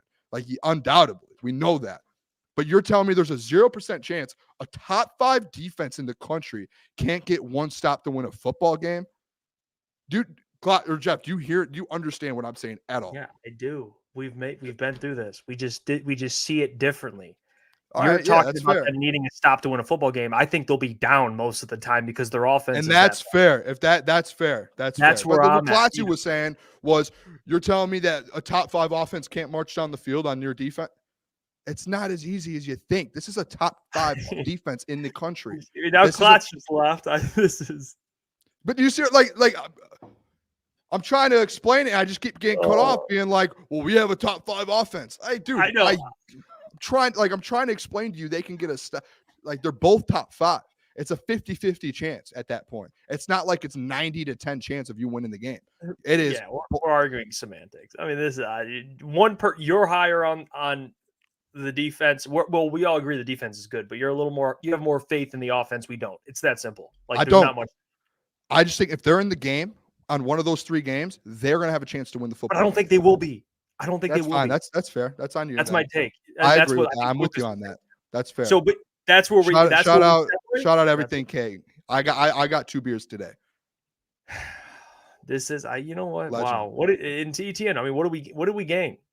What did we gain? What did we lose? We lost. I don't know. I was just trying to say the defense could get a stop, and it was like never against the top 5 offense in college football. They would never get a stop. Never. No, that's not it.